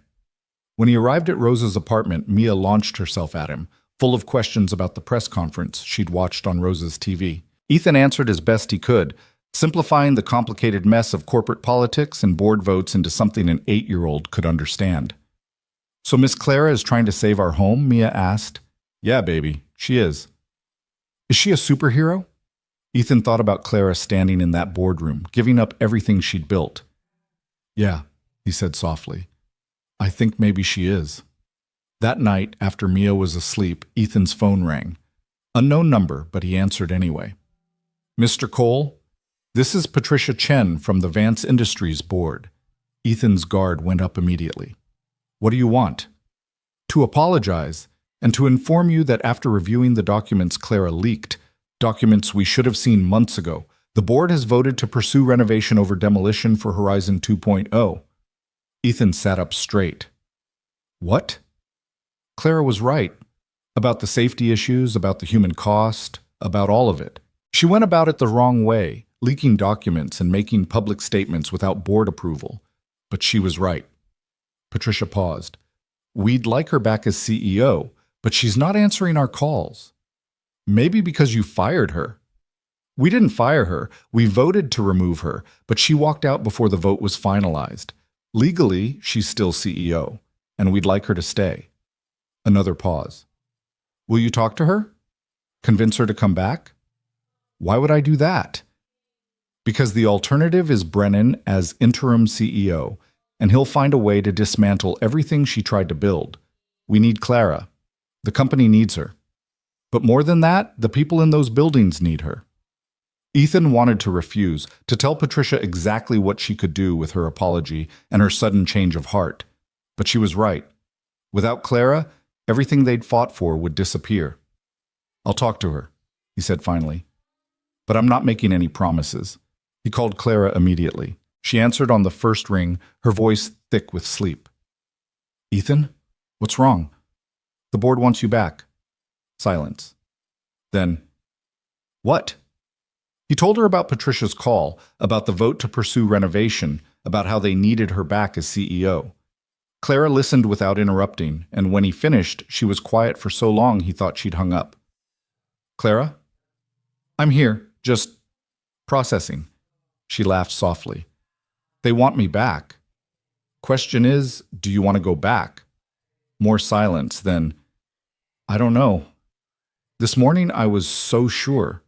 But now, I don't know if I can work with people who were willing to throw me out the moment things got difficult. So don't work with them. Work around them. Use your CEO position to force the changes you want. And if they don't like it, let them fire you for real this time. Ethan surprised himself with his boldness. You gave up billions of dollars today, Clara. Don't waste that sacrifice by walking away now. When did you become so wise? I've always been this wise. You just weren't listening. Clara laughed, and he could hear the tears in her voice. Okay, I'll go back, but only if you come with me. I want you officially on the Horizon team, full-time, real salary, actual authority to make decisions. I'm a maintenance worker. You're the person who knows these buildings better than anyone else. You're the person who understands what the tenants need, and you're the person I trust. Clara's voice strengthened. So yes or no, are you in? Ethan thought about Patterson and the basement and broken heaters, thought about actually having a voice in how things were done, instead of just cleaning up after other people's bad decisions. I'm in, he said. Good. Meet me at the office tomorrow, 9 a.m. We've got a company to save. She hung up, and Ethan sat in the darkness of his apartment, his phone still in his hand, trying to process everything that had happened. 3 days ago, he'd been a maintenance worker facing eviction. Now he was somehow part of a team trying to revolutionize affordable housing. Life, he thought, was incredibly weird sometimes, but also, for the first time in years, full of possibility. Walking into Vance Industries as an actual employee instead of a visitor felt surreal. Ethan stood in the lobby at 8:45, wearing the only dress shirt he owned, slightly wrinkled despite his best efforts with an iron, and feeling completely out of place among the suited executives streaming past him. Clara found him there, looking surprisingly relaxed in dark slacks and a simple blouse, her hair pulled back in a ponytail instead of the severe bun she'd worn before. You came early, she said, smiling. Didn't want to be late on my first day. Technically, you don't start until we finish the paperwork, but I appreciate the enthusiasm. She handed him a visitor badge. Until HR processes everything, you're officially my consultant. Come on, I want to show you something before the board meeting. They took the elevator, Clara's knuckles still white on the railing, to the 35th floor, which housed the Horizon 2.0 planning department. The space was open concept, with dozens of workstations arranged around a central area dominated by a massive 3D holographic display of the project. Except the display no longer showed sleek glass towers. Now it showed the meridian and surrounding buildings, but transformed. Renovated facades, rooftop gardens, solar panels gleaming in simulated sunlight. It was beautiful and functional, and most importantly, it kept the building standing. We worked all night, Clara said, gesturing to a team of exhausted-looking architects and engineers clustered around coffee cups. I wanted something concrete to show the board, proof that renovation isn't just possible, it's better than our original plan. A young woman with purple-streaked hair approached, tablet in hand. Ms. Vance, we finished the structural analysis. The Meridian's foundation is solid, surprisingly. With reinforcement, it could last another 50 years easy. Good. What about the timeline? 4 years if we work on multiple buildings simultaneously. 5 if we go one at a time to minimize displacement. The architect pulled up schematics on her tablet. We'd need to relocate residents floor by floor during renovation, but we can use the completed sections as temporary housing. Nobody has to leave the neighborhood. Clara turned to Ethan. What do you think? He studied the hologram, looking past the pretty graphics to the practical reality. The HVAC routing looks tight in the older sections. You'll have clearance issues. The purple-haired architect blinked. How did you... We've been arguing about that for hours. I've been crawling through those ducts for 5 years. Trust me, if you run the new system that way, it won't fit. Ethan pointed to a section of the hologram. But if you rewrote through here and here, you can use the existing shaft and save 6 months of demolition work. The architects gathered around, asking questions, making notes. Ethan found himself deep in technical discussion, forgetting to be intimidated by their degrees and credentials. He knew these buildings in a way no blueprint could capture. knew where the pipes froze in winter, where water pooled after rain, which walls were load-bearing and which were just decorative. Clara watched him work, and when he finally looked up, she was smiling. "Still think you're just a maintenance worker?" "I fix things," Ethan said. "This is just fixing on a bigger scale." "Ms. Vance?" Diane appeared in the doorway. "The board's ready for you." Clara's smile faded. "Right, time to face the music." She turned to the architects. "Keep working. I want complete plans by end of week." The boardroom was less hostile than yesterday, but tension still hung in the air like smoke. The same 12 faces, but now they looked at Clara with something between respect and wariness. Brennan was absent, Ethan noticed. Patricia Chen sat where he'd been yesterday. "Clara," Richard Ashford said, "thank you for coming. And Mr. Cole, welcome." "I wasn't sure I'd be welcome," Clara said, taking her seat. Ethan stood behind her again, but this time it felt less like he was hiding and more like he belonged there. "Yesterday was regrettable," Patricia said carefully. "We reacted emotionally to what felt like a unilateral decision, but after reviewing everything, the maintenance records, the safety violations, the human impact, we understand why you felt immediate action was necessary." "Where's Brennan?" Clara asked. "Resigned," Richard said flatly. "Or rather, we encouraged his resignation. It became clear his priorities weren't aligned with the company's values." Clara raised an eyebrow. "Since when do we have values beyond profit?" "Since our CEO risked everything to prove we should." Patricia leaned forward. "Clara, we want you to stay, not just as a figurehead, but as an actual leader. We're prepared to back the renovation plan fully, with one condition." "Which is?" "Transparency. No more leaking documents or making public announcements without consulting us first. We need to be partners in this, not adversaries." Clara considered this, her fingers drumming on the table. "And if I disagree with a board decision?" "Then we discuss it like adults," Richard said. "We may not always agree, but we'll respect each other enough to communicate. Deal?" Ethan watched Clara weigh the offer. She could walk away, take her trust fund, and start something new without corporate oversight, or she could stay and fight from the inside, using her position to force real change. "Deal," Clara said finally. "But I have conditions too. First, Ethan Cole becomes Director of Community Integration for Horizon 2.0, reporting directly to me. Second, we establish a tenant advisory board with actual decision-making power, not just token representation. Third, we commit publicly to maintaining at least 60% of all renovated units as affordable housing in perpetuity." The board members exchanged glances. Patricia nodded slowly. "We can work with that, though director seems like a big leap for someone without a formal background."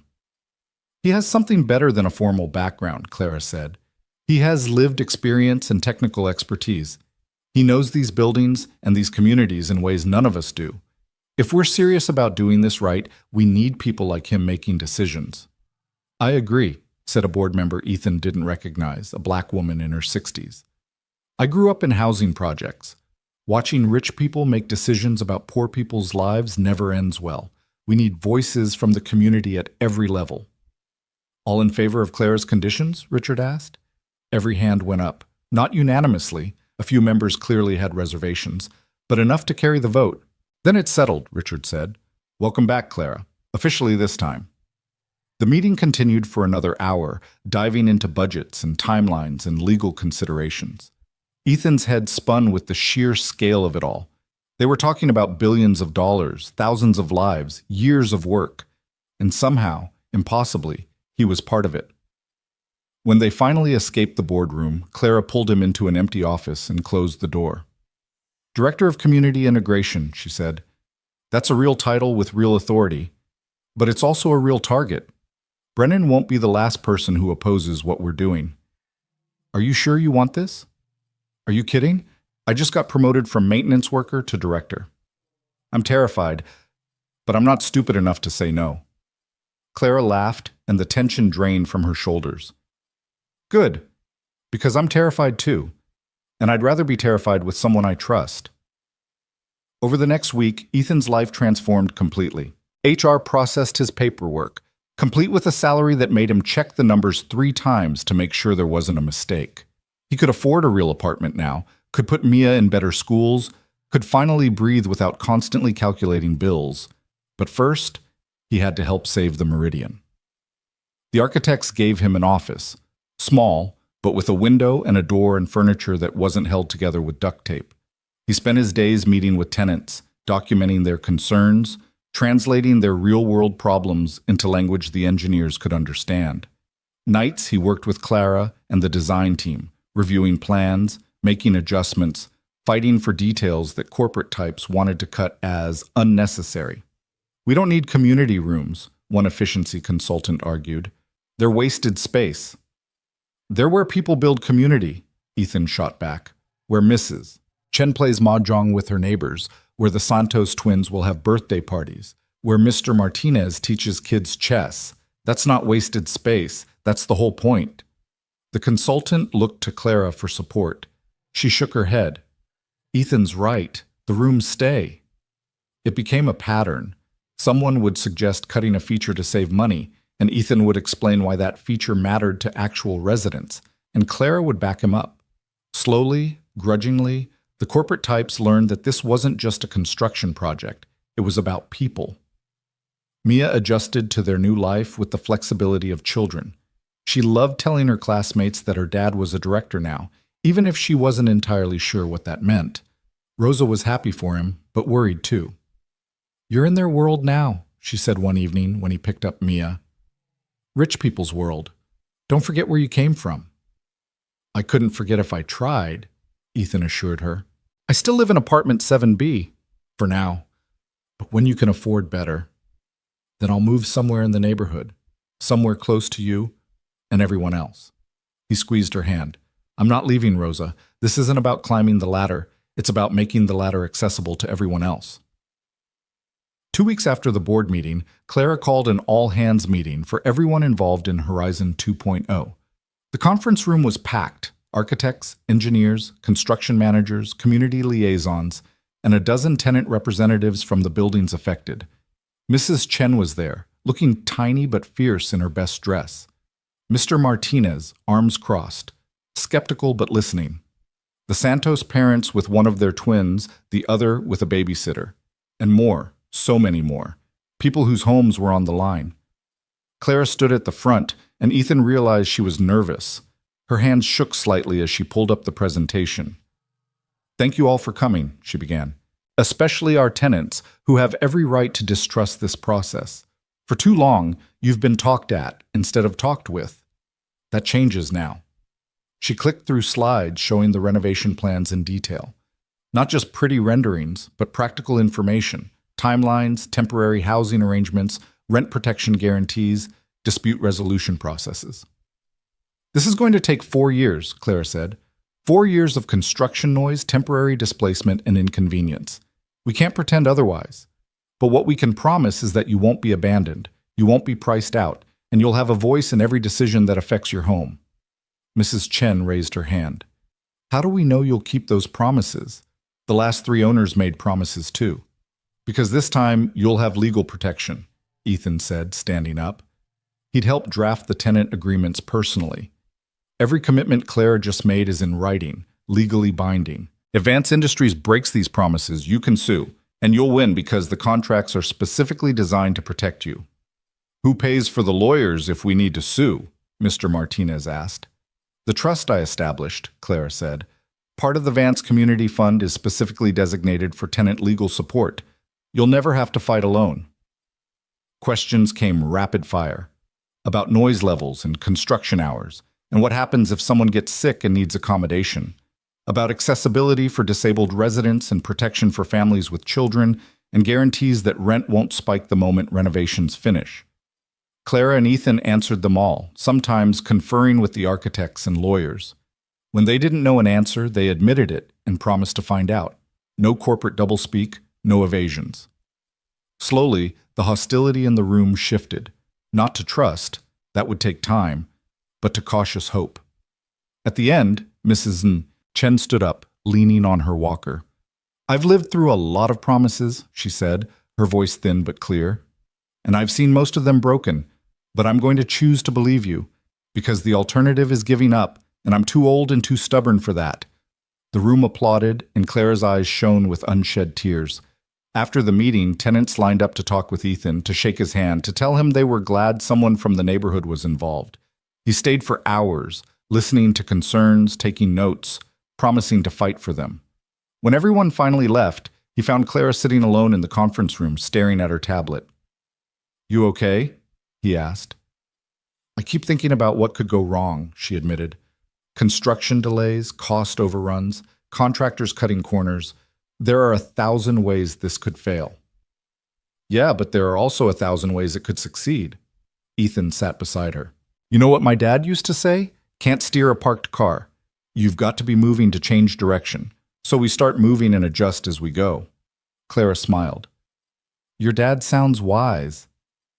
"He was a factory worker who drank too much and died at 53 from a heart attack. But he had his moments." Ethan's voice softened. "He'd have liked you, I think. Would have appreciated someone who risks everything to do right by people." "I didn't risk everything. I still have plenty of money left."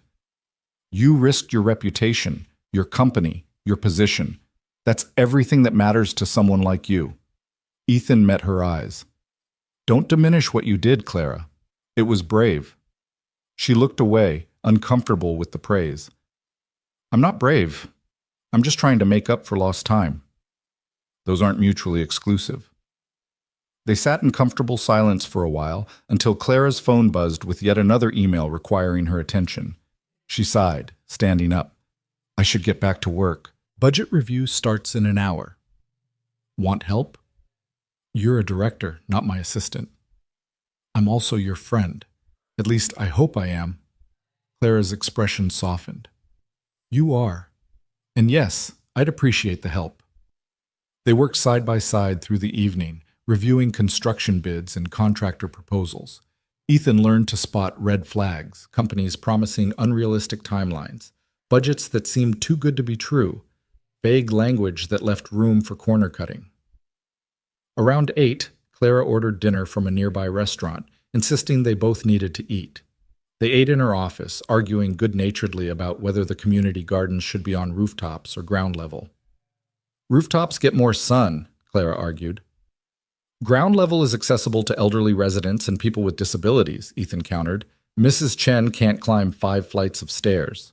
We'll have elevators." "Which you still don't trust." Clara threw a napkin at him. "That's not fair." "It's completely fair. You grip the railing like it's the only thing keeping you alive." "Because I was literally trapped in an elevator and almost died," Clara said, but she was smiling. "Some fears are rational." "True. Okay, compromise. Gardens on both ground level and rooftops. Different plants for different sun exposure, and everyone gets access." "That'll cost more." "Everything we do costs more. But it's worth it." Clara nodded, making notes. "Worth it," she repeated softly, like she was reminding herself. Ethan's phone rang. Rosa, probably wondering where he was. "I should take this." He stepped into the hallway, answering. "Hey, Rosa, I'm sorry." "Ethan?" Her voice was tight with fear. "It's Mia. She fell at school during aftercare. They took her to the hospital." His world tilted. "What? Is she okay?" "I don't know. They said something about her arm. I'm heading there now." "Which hospital?" "Mercy General." "I'll meet you there." He ended the call and burst back into Clara's office. "I have to go. Mia's in the hospital." Clara was on her feet immediately. "What happened?" "She fell." "I don't know more than that." Ethan grabbed his jacket, his hands shaking. "I'm sorry, I have to—" "Don't apologize. Go." Clara grabbed her purse. "I'm driving you." "You don't have to." "I'm driving you," she repeated firmly. "You're in no state to navigate public transit." They took her car, a sleek electric sedan that probably cost more than Ethan's entire lifetime earnings. Clara drove with surprising aggression, weaving through traffic while Ethan called the hospital repeatedly, getting transferred from department to department without answers. "She's going to be fine," Clara said, but Ethan could hear the fear in her voice too. "Kids are resilient." "She's 8. She's tiny. What if—" Don't go there. Just focus on getting to her." They reached Mercy General in 15 minutes that felt like hours. Ethan was out of the car before it fully stopped, running through the emergency room entrance. Rosa was in the waiting area and she stood when she saw him. "They're examining her now. Room 7. The nurse said—" Ethan didn't wait to hear the rest. He pushed through doors marked staff only, ignoring protests from a security guard until he found room 7. Mia was sitting on an examination table, tears streaking her face, her left arm bent at a wrong angle. "Dad!" Her voice broke, and Ethan was beside her in 2 strides, gathering her carefully against his chest. "I'm here, baby. I'm here. You're okay." "It hurts," she sobbed. "I fell off the monkey bars and it hurts so much." A doctor appeared, a young woman with kind eyes. "Mr. Cole, I'm Dr. Patel. Your daughter has a fracture. Clean break of the radius, which is actually good news. We'll need to set it and cast it, but she should heal completely in 6 to 8 weeks. Ethan's knees went weak with relief. "She's okay?" "She's going to be fine. We'll give her something for the pain first." The next hour was a blur of x-rays and consent forms, and Mia trying to be brave while they set her arm. Clara appeared at some point, talking quietly with Rosa in the hallway.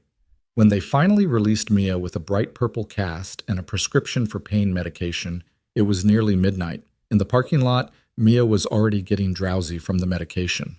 "Dad?" she mumbled, leaning against him. "Is Miss Clara my friend too?"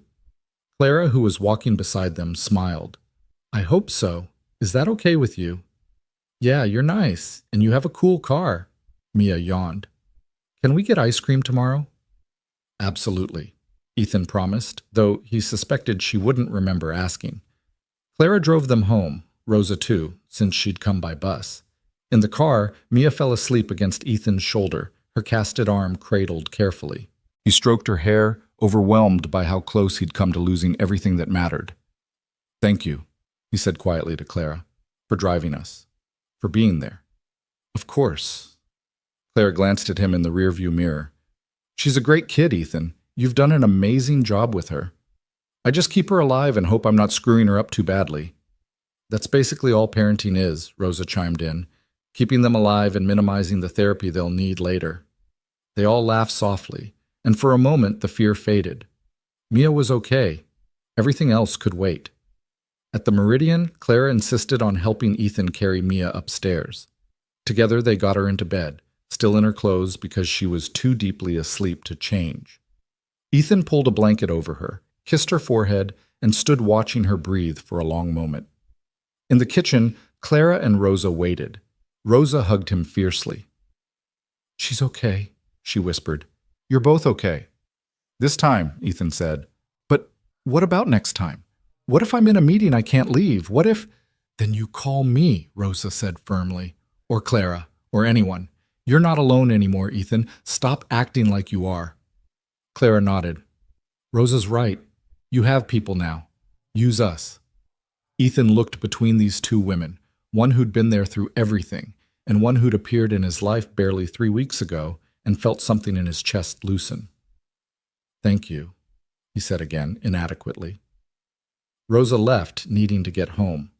Clara lingered, helping Ethan clean up the small chaos of their emergency departure that morning. They worked in silence, and it felt natural, comfortable. "I should go," Clara finally said. "Let you rest." "Clara?" Ethan stopped her at the door. "Today, in the car, you said kids are resilient. Do you want kids someday?" She looked surprised by the question. "I don't know. I always thought I would eventually, but I kept putting it off, too busy building the company, too focused on success. Now I'm almost 40, and I've missed my chance." "You haven't missed anything. 40 isn't old," says the 32-year-old, Clara said wryly. "I'm 34, actually, and I'm saying it as someone who became a parent at 26 and still has no idea what he's doing." Ethan smiled. "There's no perfect time, Clara. If you want it, you make it happen." She studied his face for a long moment. "Is that what you did? Made it happen?" "Mia happened to me, honestly, but I wouldn't change it for anything." He glanced toward his daughter's room. "She's the best thing I've ever done. The only thing I'm proud of." "You should be proud of more than that," Clara said softly. You should be proud of how you fight for people, how you stayed honest when it would have been easier to take the bribe, how you're changing an entire project just by insisting we see residents as human beings. Ethan felt heat rise to his face. I'm just doing what's right. That's exactly why you should be proud. Clara reached out, squeezed his hand once, then let go. Get some sleep. We have a community meeting tomorrow. Tomorrow? I need to stay with Mia. Then bring her. We'll make it kid-friendly. Rosa's daughter can come too. After Clara left, Ethan checked on Mia one more time. She was sprawled across the bed, her casted arms sticking up awkwardly, mouth open in sleep. Perfect and alive, and his. He finally let himself feel the terror he'd been suppressing since Rosa's call, the awful what-ifs, the knowledge that he could lose her in a moment. But he also felt gratitude for doctors and hospitals and friends who drove you there without hesitation. His phone buzzed with a text from Clara. Mia's lucky to have you. Sleep well. See. He typed back, she's lucky to have you too. Both of us are. 3 dots appeared, disappeared, appeared again. Finally, that's the nicest thing anyone's said to me in years. Ethan fell asleep on the couch, too exhausted to make it to his bed, and dreamed of purple casts and community gardens and a future that might actually work out. The next morning, Mia woke up fascinated by her cast and disappointed she'd missed most of the hospital experience. Did I get stitches? She asked hopefully. No stitches, just a broken bone. Can my friend sign my cast? Absolutely. They made it to the community meeting by noon, Mia with her arm in a sling, proudly showing off her cast to anyone who looked. Maria, Rosa's daughter, drew a butterfly on it with colored markers. Mrs. Chen signed her name in Chinese characters. Even Mr. Martinez cracked a smile and drew a tiny chess piece. Clara presented the updated plans, now incorporating feedback from previous meetings. The community gardens were both ground level and rooftop. The common rooms were larger, with space for activities. The units themselves would be renovated with input from current tenants about layouts and features. This is your home, Clara said. We're just helping you make it better. Anything we do needs your approval. After the meeting, several tenants approached Ethan, thanking him for fighting for them. One elderly man, whom Ethan recognized from the 4th floor, but had never really talked to, gripped his hand tightly. My grandson's in college, the man said, studying engineering. When he heard about what you're doing, maintenance worker to director, he called me crying. Said if you could do it, maybe he could too. You're giving people hope, son. Don't underestimate that. Ethan didn't know what to say. He'd never thought of himself as inspirational. He was just a dad trying to keep his kid housed. But maybe that's what hope looked like. Not grand gestures, but ordinary people refusing to give up. Clara found him afterward, watching Mia and Maria race their wheelchairs they'd fashioned from office chairs down the hallway. Good meeting, she said. Great meeting. People are actually starting to believe this might work.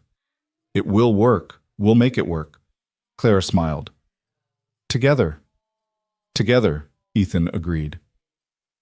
And standing there in the Meridian's community room, surrounded by people who were starting to trust again, Ethan felt something he hadn't felt in years. Not just hope. Certainty. They were going to do this. They were going to save these homes, these families, this community, because they had to, because it was right. And sometimes that was enough. 3 months into the renovation project, reality hit harder than anyone expected. The construction crews discovered asbestos in the Meridian's basement, hidden behind walls that hadn't been opened in decades. Removal would add 6 months to the timeline and $2 million to the budget. The day the report landed on Clara's desk, Ethan watched her face drain of color. This could kill the whole project, she said quietly, staring at the numbers. The board's already nervous about costs. This might be the excuse they need to revert to demolition. Then we don't give them the excuse. Ethan leaned over her desk, studying the report. What if we phase it differently? Start with buildings that don't have asbestos issues, show progress, build momentum. By the time we have to present this problem, we'll have success stories to back us up. Clara looked up at him, hope flickering in her eyes. That could work, but it means displacing different families first, changing the entire sequence. So we ask them, we're supposed to be doing this with community input, right? Let's actually do it. They called an emergency meeting that evening. Nearly 200 people packed into the Meridian's community room, anxiety thick in the air. Word had spread that there was a problem, and people feared the worst. Clara stood at the front, and Ethan saw her hands shake slightly as she held the microphone. Thank you for coming on short notice. I'm not going to sugarcoat this. We've hit a complication. She explained the asbestos, the cost increase, the timeline delay. People's faces fell, and Ethan could see the trust they'd been building start to crumble. Mrs. Chen looked like she might cry. Mr. Martinez's expression hardened into familiar cynicism. But, Clara continued, we're not giving up. We're asking for your help to solve this together. We can change which buildings we renovate first, minimize disruption, and keep the project moving forward. It'll take longer, but we'll get there. How much longer? Someone called out. 5 years instead of 4, maybe 6 if we hit more surprises. The room erupted in worried conversation. A young mother stood up, baby on her hip. 6 years? My son will be in 2nd grade by then. How do we plan our lives around that kind of uncertainty? I know it's not ideal, Clara said, but the alternative is demolition, is starting over somewhere else, somewhere you can't afford, somewhere far from everything you know. I'm asking you to be patient with us, to trust that we're doing everything we can. Why should we trust you? Mr. Martinez stood, his voice bitter. You're rich. If this fails, you move on to the next project. We're the ones who lose everything. Clara flinched, but before she could respond, Ethan stepped forward. He's right, he said, and the room went quiet. Ms. Vance has money and options. If this fails, she'll be fine. But you know who else loses everything if this fails? Me. My daughter. We live here too. In apartment 7B, same as always. He looked around the room, meeting eyes. I know most of you. You've seen me fixing your heaters, unclogging your drains, carrying groceries for Mrs. Chen when her hands hurt. I'm not some corporate guy making promises I don't have to keep. I'm your neighbor. And I'm telling you, Clara's the real deal. She's fighting for us. But she can't do it alone. We have to fight too. We have to be patient and flexible and willing to deal with setbacks. Mia, sitting in the front row with her casted arm, raised her good hand. Can I say something?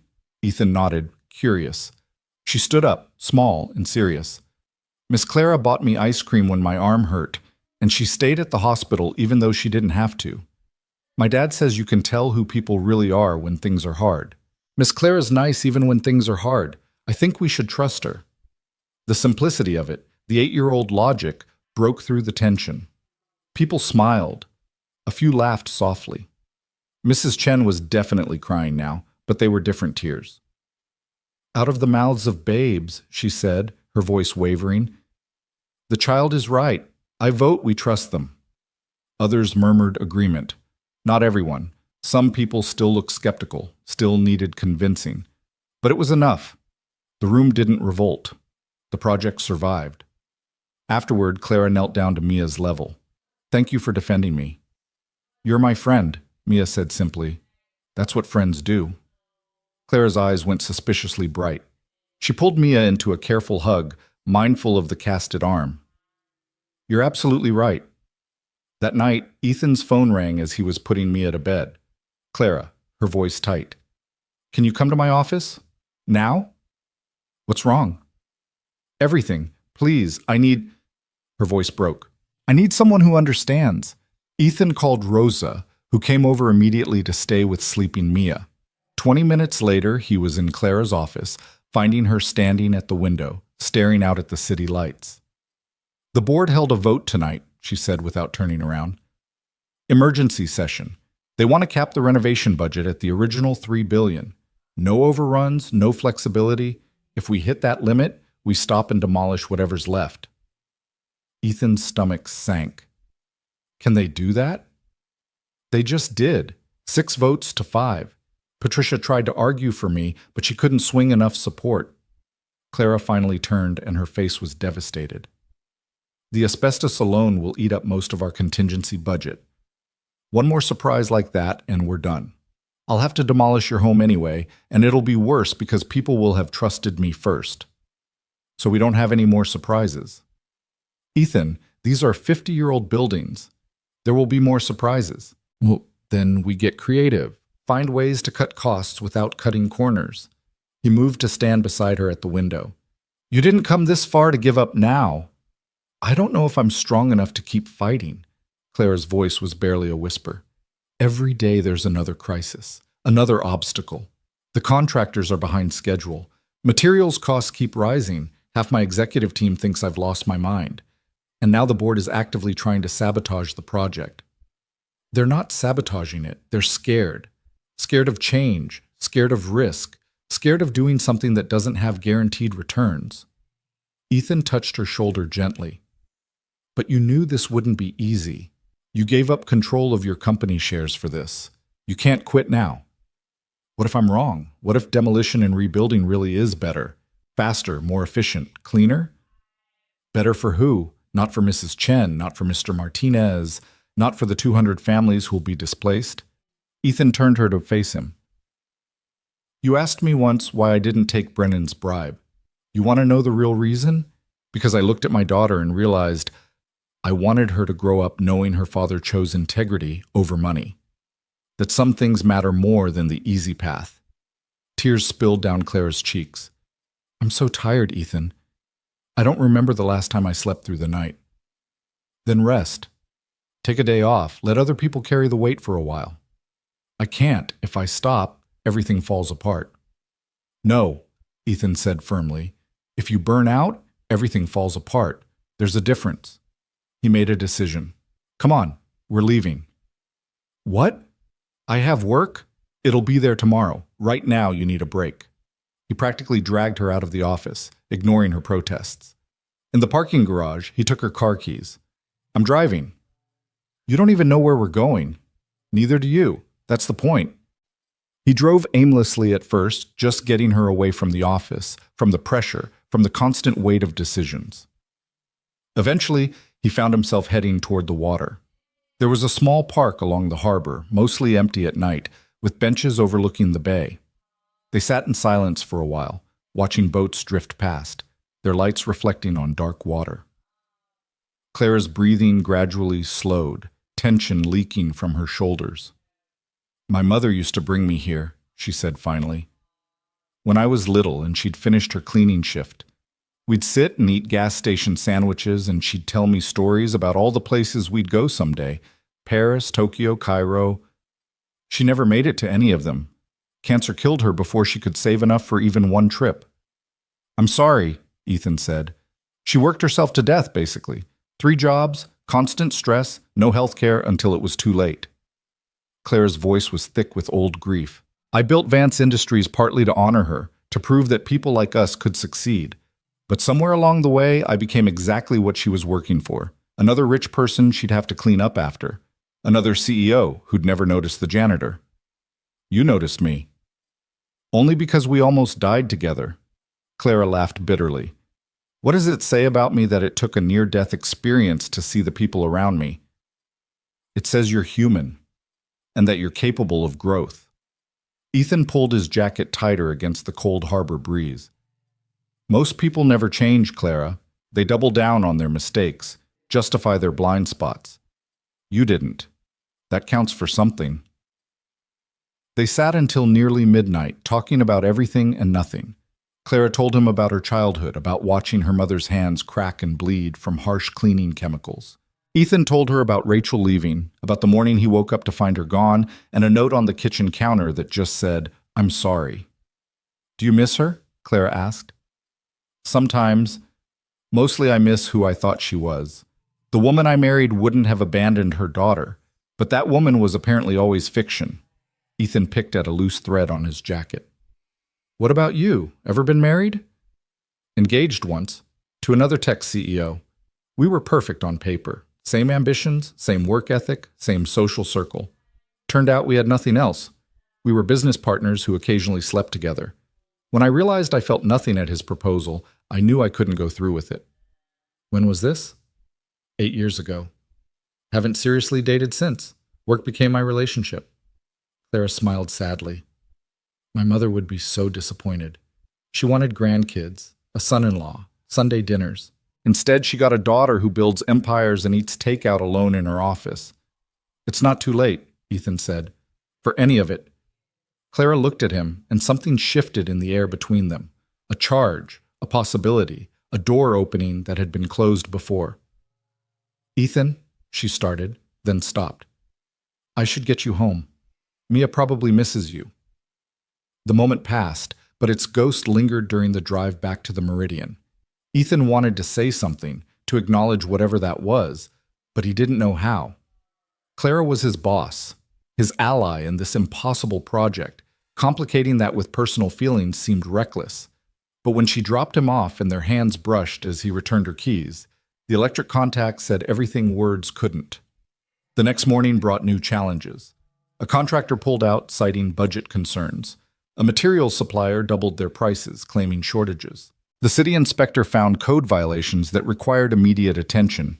Each problem felt designed to bleed the project dry, to push them toward that $3 billion cap. Ethan spent his days putting out fires, literally and metaphorically. A small electrical fire in the Meridian's 4th floor required emergency repairs. A burst pipe flooded 3 apartments. A structural support beam tested positive for rot and needed replacement. Through it all, Clara remained steady, but Ethan could see the toll it was taking. She lost weight, developed dark circles under her eyes, started chain-drinking coffee like it was oxygen. 6 weeks before the budget cap deadline, they had a breakthrough.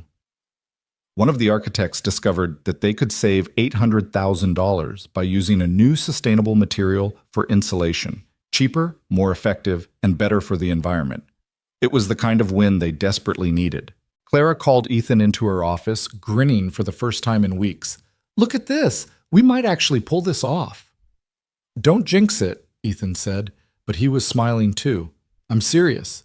If we can find 3 or 4 more innovations like this, we stay under budget and finish the project. She pulled up spreadsheets showing him the numbers. We could actually do this, Ethan. We could save everyone's homes. Her enthusiasm was infectious. They worked late into the evening, brainstorming cost-saving measures that didn't compromise quality. By midnight, they'd identified $2 million in potential savings through creative solutions and vendor negotiations. We should celebrate, Clara said, leaning back in her chair, exhausted but exhilarated. It's midnight, and I'm pretty sure the only thing open is a gas station. Perfect. My mother loved gas station food, remember?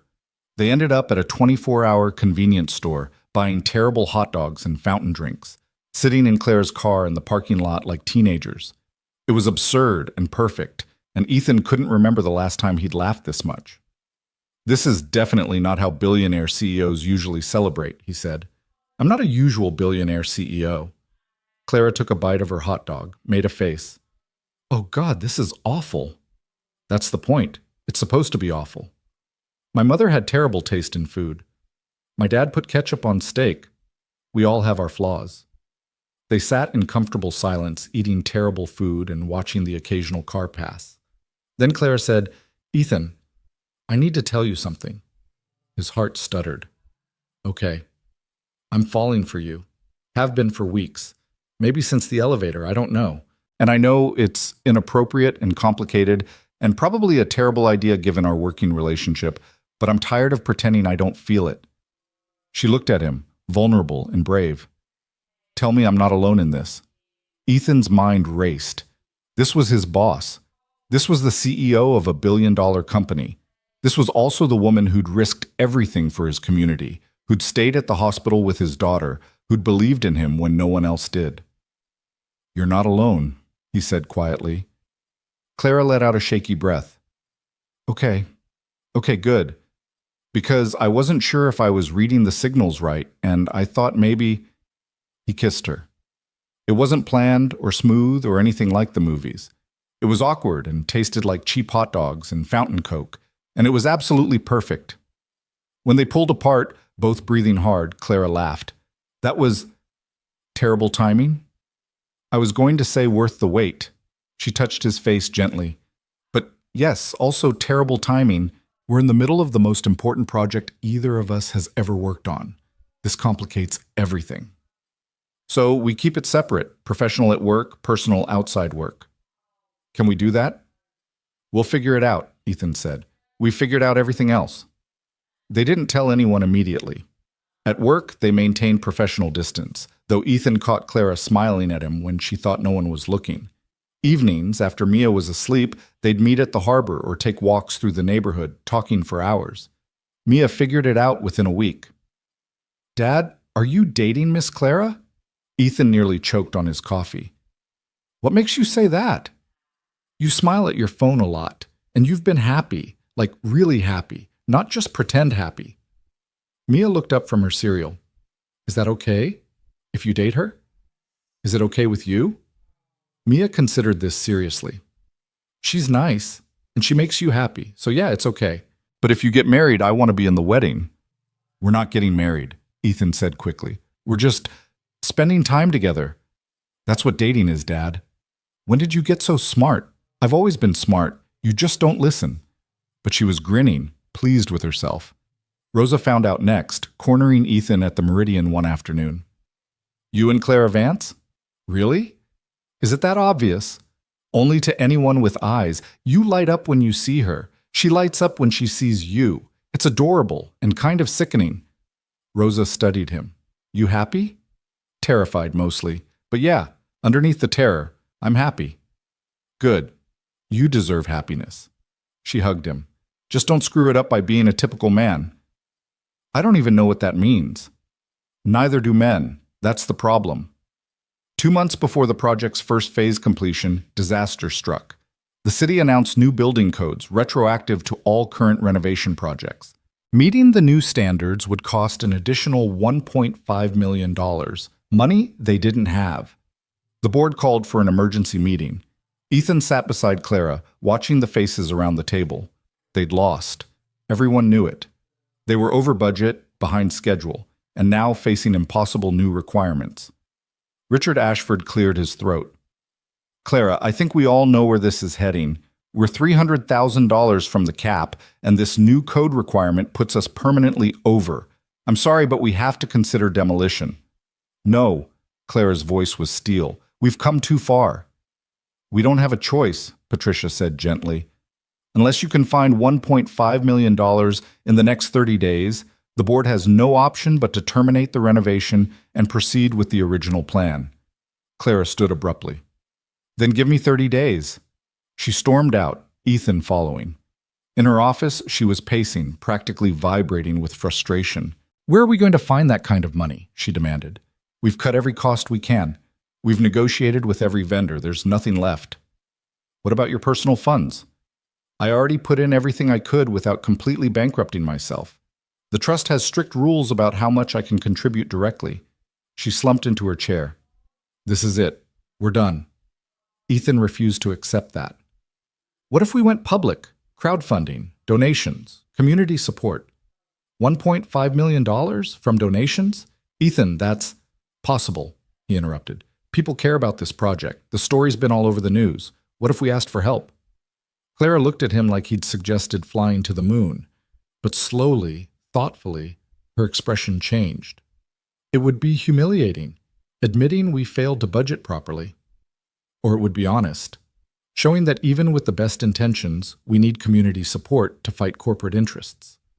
Ethan leaned on her desk. "You've always said this was about people, not profit. Prove it. Let people be part of the solution." They launched the campaign that night. A simple crowdfunding page with a video of Clara and Ethan explaining the situation, showing the renovated sections, introducing the families who'd benefit. No corporate polish, just raw honesty. "We need your help," Clara said into the camera. "Not because we mismanaged funds, but because doing the right thing is expensive. Because choosing people over profit has a cost, and we can't pay it alone." They set a goal of $1.5 million in 30 days. It seemed impossible. The first day, they raised $12,000. The second day, $25,000. By the end of the first week, they had $200,000. Significant, but nowhere near enough. Then something unexpected happened. A tech billionaire Clara had gone to college with saw the campaign and donated $500,000. In the comments, he wrote, "Because Clara Vance is one of the few people I trust to actually use this money the right way." Other CEOs followed. Small donations poured in from regular people. A retired maintenance worker sent $50 with a note. For the guy who proves we matter. A single mother sent 20, because my kids deserve safe housing too. The media picked up the story. National news covered it. Local politicians, who'd been silent before, suddenly wanted to be involved, offering city grants and tax incentives. With 1 week left, they hit $1 million. With 3 days left, $1.3 million. On the final day, they needed 200,000 more. Ethan watched the numbers climb, refreshing the page obsessively. Clara sat beside him in his apartment. She'd started spending more evenings there, becoming part of his and Mia's routine. Mia was on the floor doing homework, periodically checking the laptop over their shoulders. At 11 p.m., they were still 50,000 short. At 11:30, 30,000. At 11:50, 10,000. At 11:58 p.m., a donation came through. Anonymous. $100,000. They hit the goal with 2 minutes to spare. Clara burst into tears. Ethan held her while she sobbed into his shoulder, releasing months of stress and fear and desperate hope. Mia abandoned her homework to hug them both. "We did it," Clara kept saying. "Oh my God, we actually did it." The board meeting the next day was tense until Clara presented the numbers. Richard Ashford actually smiled. "Well," he said, "I have to admit, I didn't think it was possible. Congratulations, Clara. You've earned the right to finish this project." Construction resumed with renewed energy. The contractor who'd pulled out came back, impressed by the public support. Materials suppliers offered discounts. The city inspectors suddenly became cooperative. Slowly, impossibly, the buildings transformed. New windows gleamed, roofs no longer leaked. Heating systems actually heated. The community gardens began to bloom, tended by residents who finally believed in the future. 9 months after the crowdfunding success, Phase 1 was complete. The Meridian Tower reopened with a celebration that filled every floor. Mrs. Chen walked through her renovated apartment with tears streaming down her face, touching walls that were now properly insulated, opening windows that actually opened, turning on lights that worked reliably. "It's beautiful," she whispered. "After all these years, it's finally beautiful." Mr. Martinez, still gruff but softer around the edges, found Ethan in the crowd. "You know what? I was wrong about you, about her, about all of it. Thank you for not giving up on us." The Santos twins, now toddlers, ran through the community room squealing with delight. Young families moved into renovated units, paying rent they could actually afford. The building hummed with life and possibility. Clara stood on the rooftop garden. Ground-level gardens had been completed too, but the rooftop was her favorite, looking out at the neighborhood. Ethan found her there as the sun set, painting everything gold. "You did it," he said, wrapping his arms around her from behind. "We did it," she corrected. "I couldn't have done this without you." "That's objectively false. You're a billionaire genius." "I'm a billionaire who was so focused on innovation that I forgot about people. You reminded me what matters." She turned in his arms. "I've been thinking about something." "Dangerous activity." She swatted him playfully. "I'm serious. I want to expand this. Take the Horizon model, real renovation, community input, affordable housing, and apply it to other cities. We proved it works. Why stop here?" "Because it's exhausting and you aged 10 years in the past 12 months? I aged 3 years, maximum. And I'd do it again." Clara's eyes shone with excitement. "Think about it, Ethan. We could create a template, teach other cities how to revitalize without displacement. You could lead the community integration side, travel to different projects, train other directors. What about Mia? Bring her, or travel during summers and breaks, or..." Clara hesitated. "Or I could stay here more, be home more, if you wanted that." Ethan understood what she was really asking. "Are we talking about work or something else?" "Both, either. I don't know." She looked nervous, which was rare for Clara. "I love you, Ethan. I probably have since that elevator. I love Mia.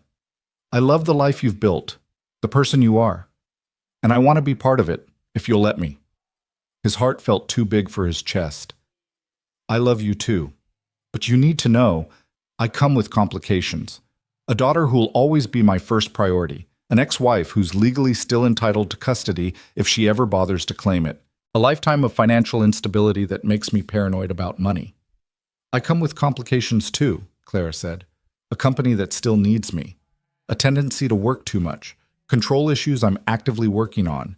And a fear of elevators that may never fully go away. We're kind of a mess. We're perfectly imperfect. She kissed him softly. So what do you say? Want to be messy together? Yeah, Ethan said.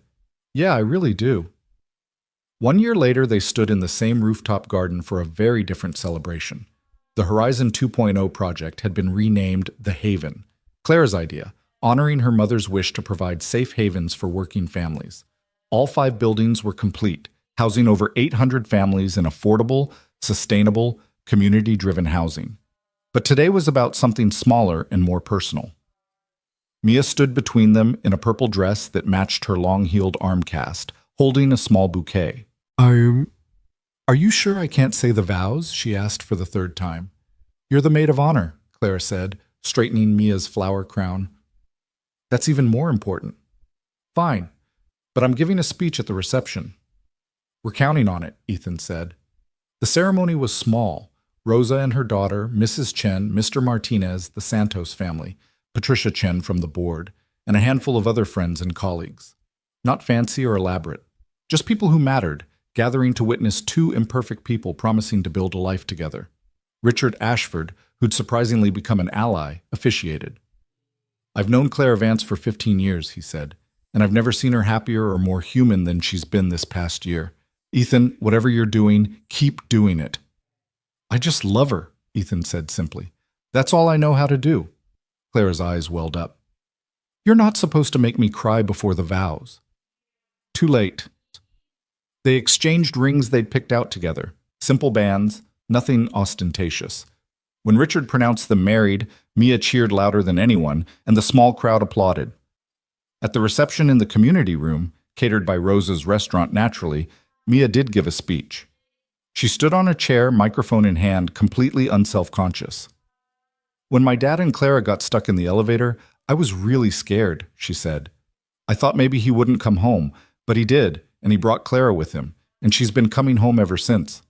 My mom left when I was little, and I don't really remember her, but Clara's here. She helps with my homework and comes to my science fairs and teaches me about running businesses even though I'm only 9. She chose us, and that's better than anything. There wasn't a dry eye in the room. Clara was openly crying, not even trying to hide it. Ethan pulled both his girls into a hug, his daughter and his wife, and felt complete in a way he'd never imagined possible. Later, dancing with Clara while Mia spun in circles with Maria, Ethan said, Remember when you hated me? When I was just the maintenance guy from the building you were going to demolish? I never hated you, I just didn't see you yet. Clara rested her head on his shoulder. Best broken elevator of my life. Pretty sure it's the only broken elevator of your life. Thank God for that. They swayed to music, surrounded by people whose homes they'd saved, in a building that represented everything they'd fought for. Not perfection. There were still problems, still challenges, still work to be done. But possibility. Hope.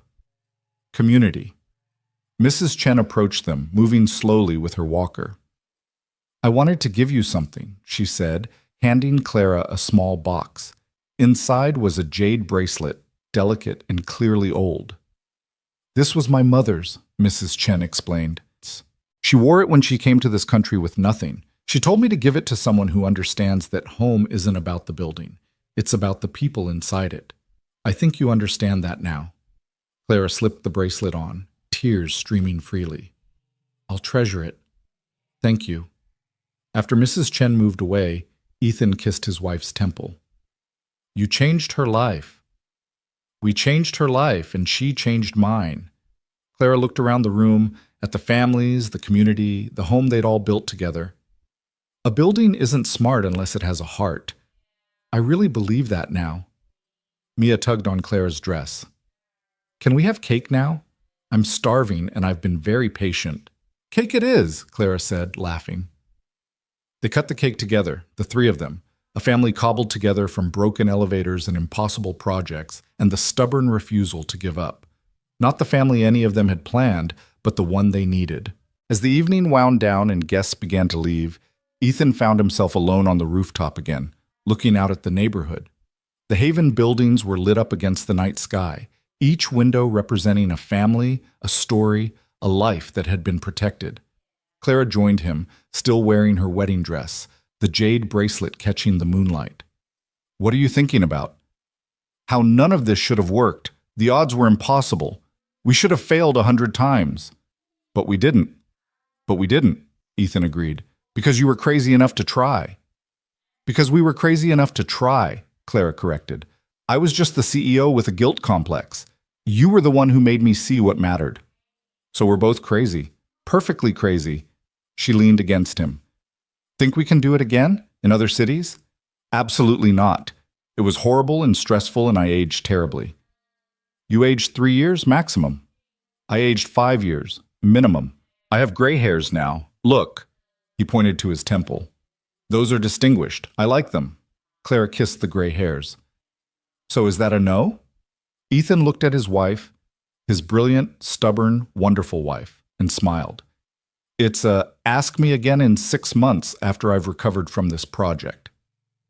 "I'll put it on my calendar." They stood together as the last guests trickled out, as the building settled into nighttime quiet, as their new life began in the place where everything had almost ended. A broken elevator had brought them together, but it was their choice to stay together, to fight together, to build something meaningful together. Mia appeared in the rooftop doorway, yawning. "Dad? Clara? Can we go home now? My feet hurt." "Of course, sweetheart," Ethan said. They walked down together, using the stairs because Clara still didn't fully trust elevators and probably never would, to apartment 7B. It wasn't fancy or large, but it was theirs. Clara had officially moved in last month, bringing her few personal possessions and integrating seamlessly into their small space. After Mia was tucked into bed, Clara and Ethan collapsed on the couch, exhausted and happy. "We're married," Clara said wonderingly. "I'm married to a maintenance worker turned director." "I'm married to a billionaire CEO who's afraid of elevators." "It's ridiculous."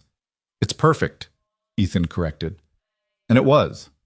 Not because everything was easy or solved or complete. The Haven still had work to do. Other buildings needed saving. Mia would grow up and present new challenges. Clara's company would demand attention. Life would be complicated and messy and full of obstacles. But they'd face it together. They'd proven they could survive broken elevators and corporate opposition and impossible budgets. They could survive anything. Clara fell asleep on Ethan's shoulder, the jade bracelet on her wrist catching the soft lamplight. Ethan stayed awake a while longer, listening to his daughter breathe in the next room, feeling his wife's heartbeat against his chest, and thinking about how sometimes the best things in life come from the worst moments. Sometimes you have to get stuck in an elevator with a stranger to find out who you're meant to become. Sometimes the person you least expect turns out to be exactly who you need. And sometimes, if you're very lucky, home isn't just a building, it's the people who refuse to give up on each other, who fight for what's right even when it's hard, who choose love over convenience and community over profit. The Meridian Tower, now the Haven, stood solid in the night, its renovated walls sheltering hundreds of families who would have been displaced.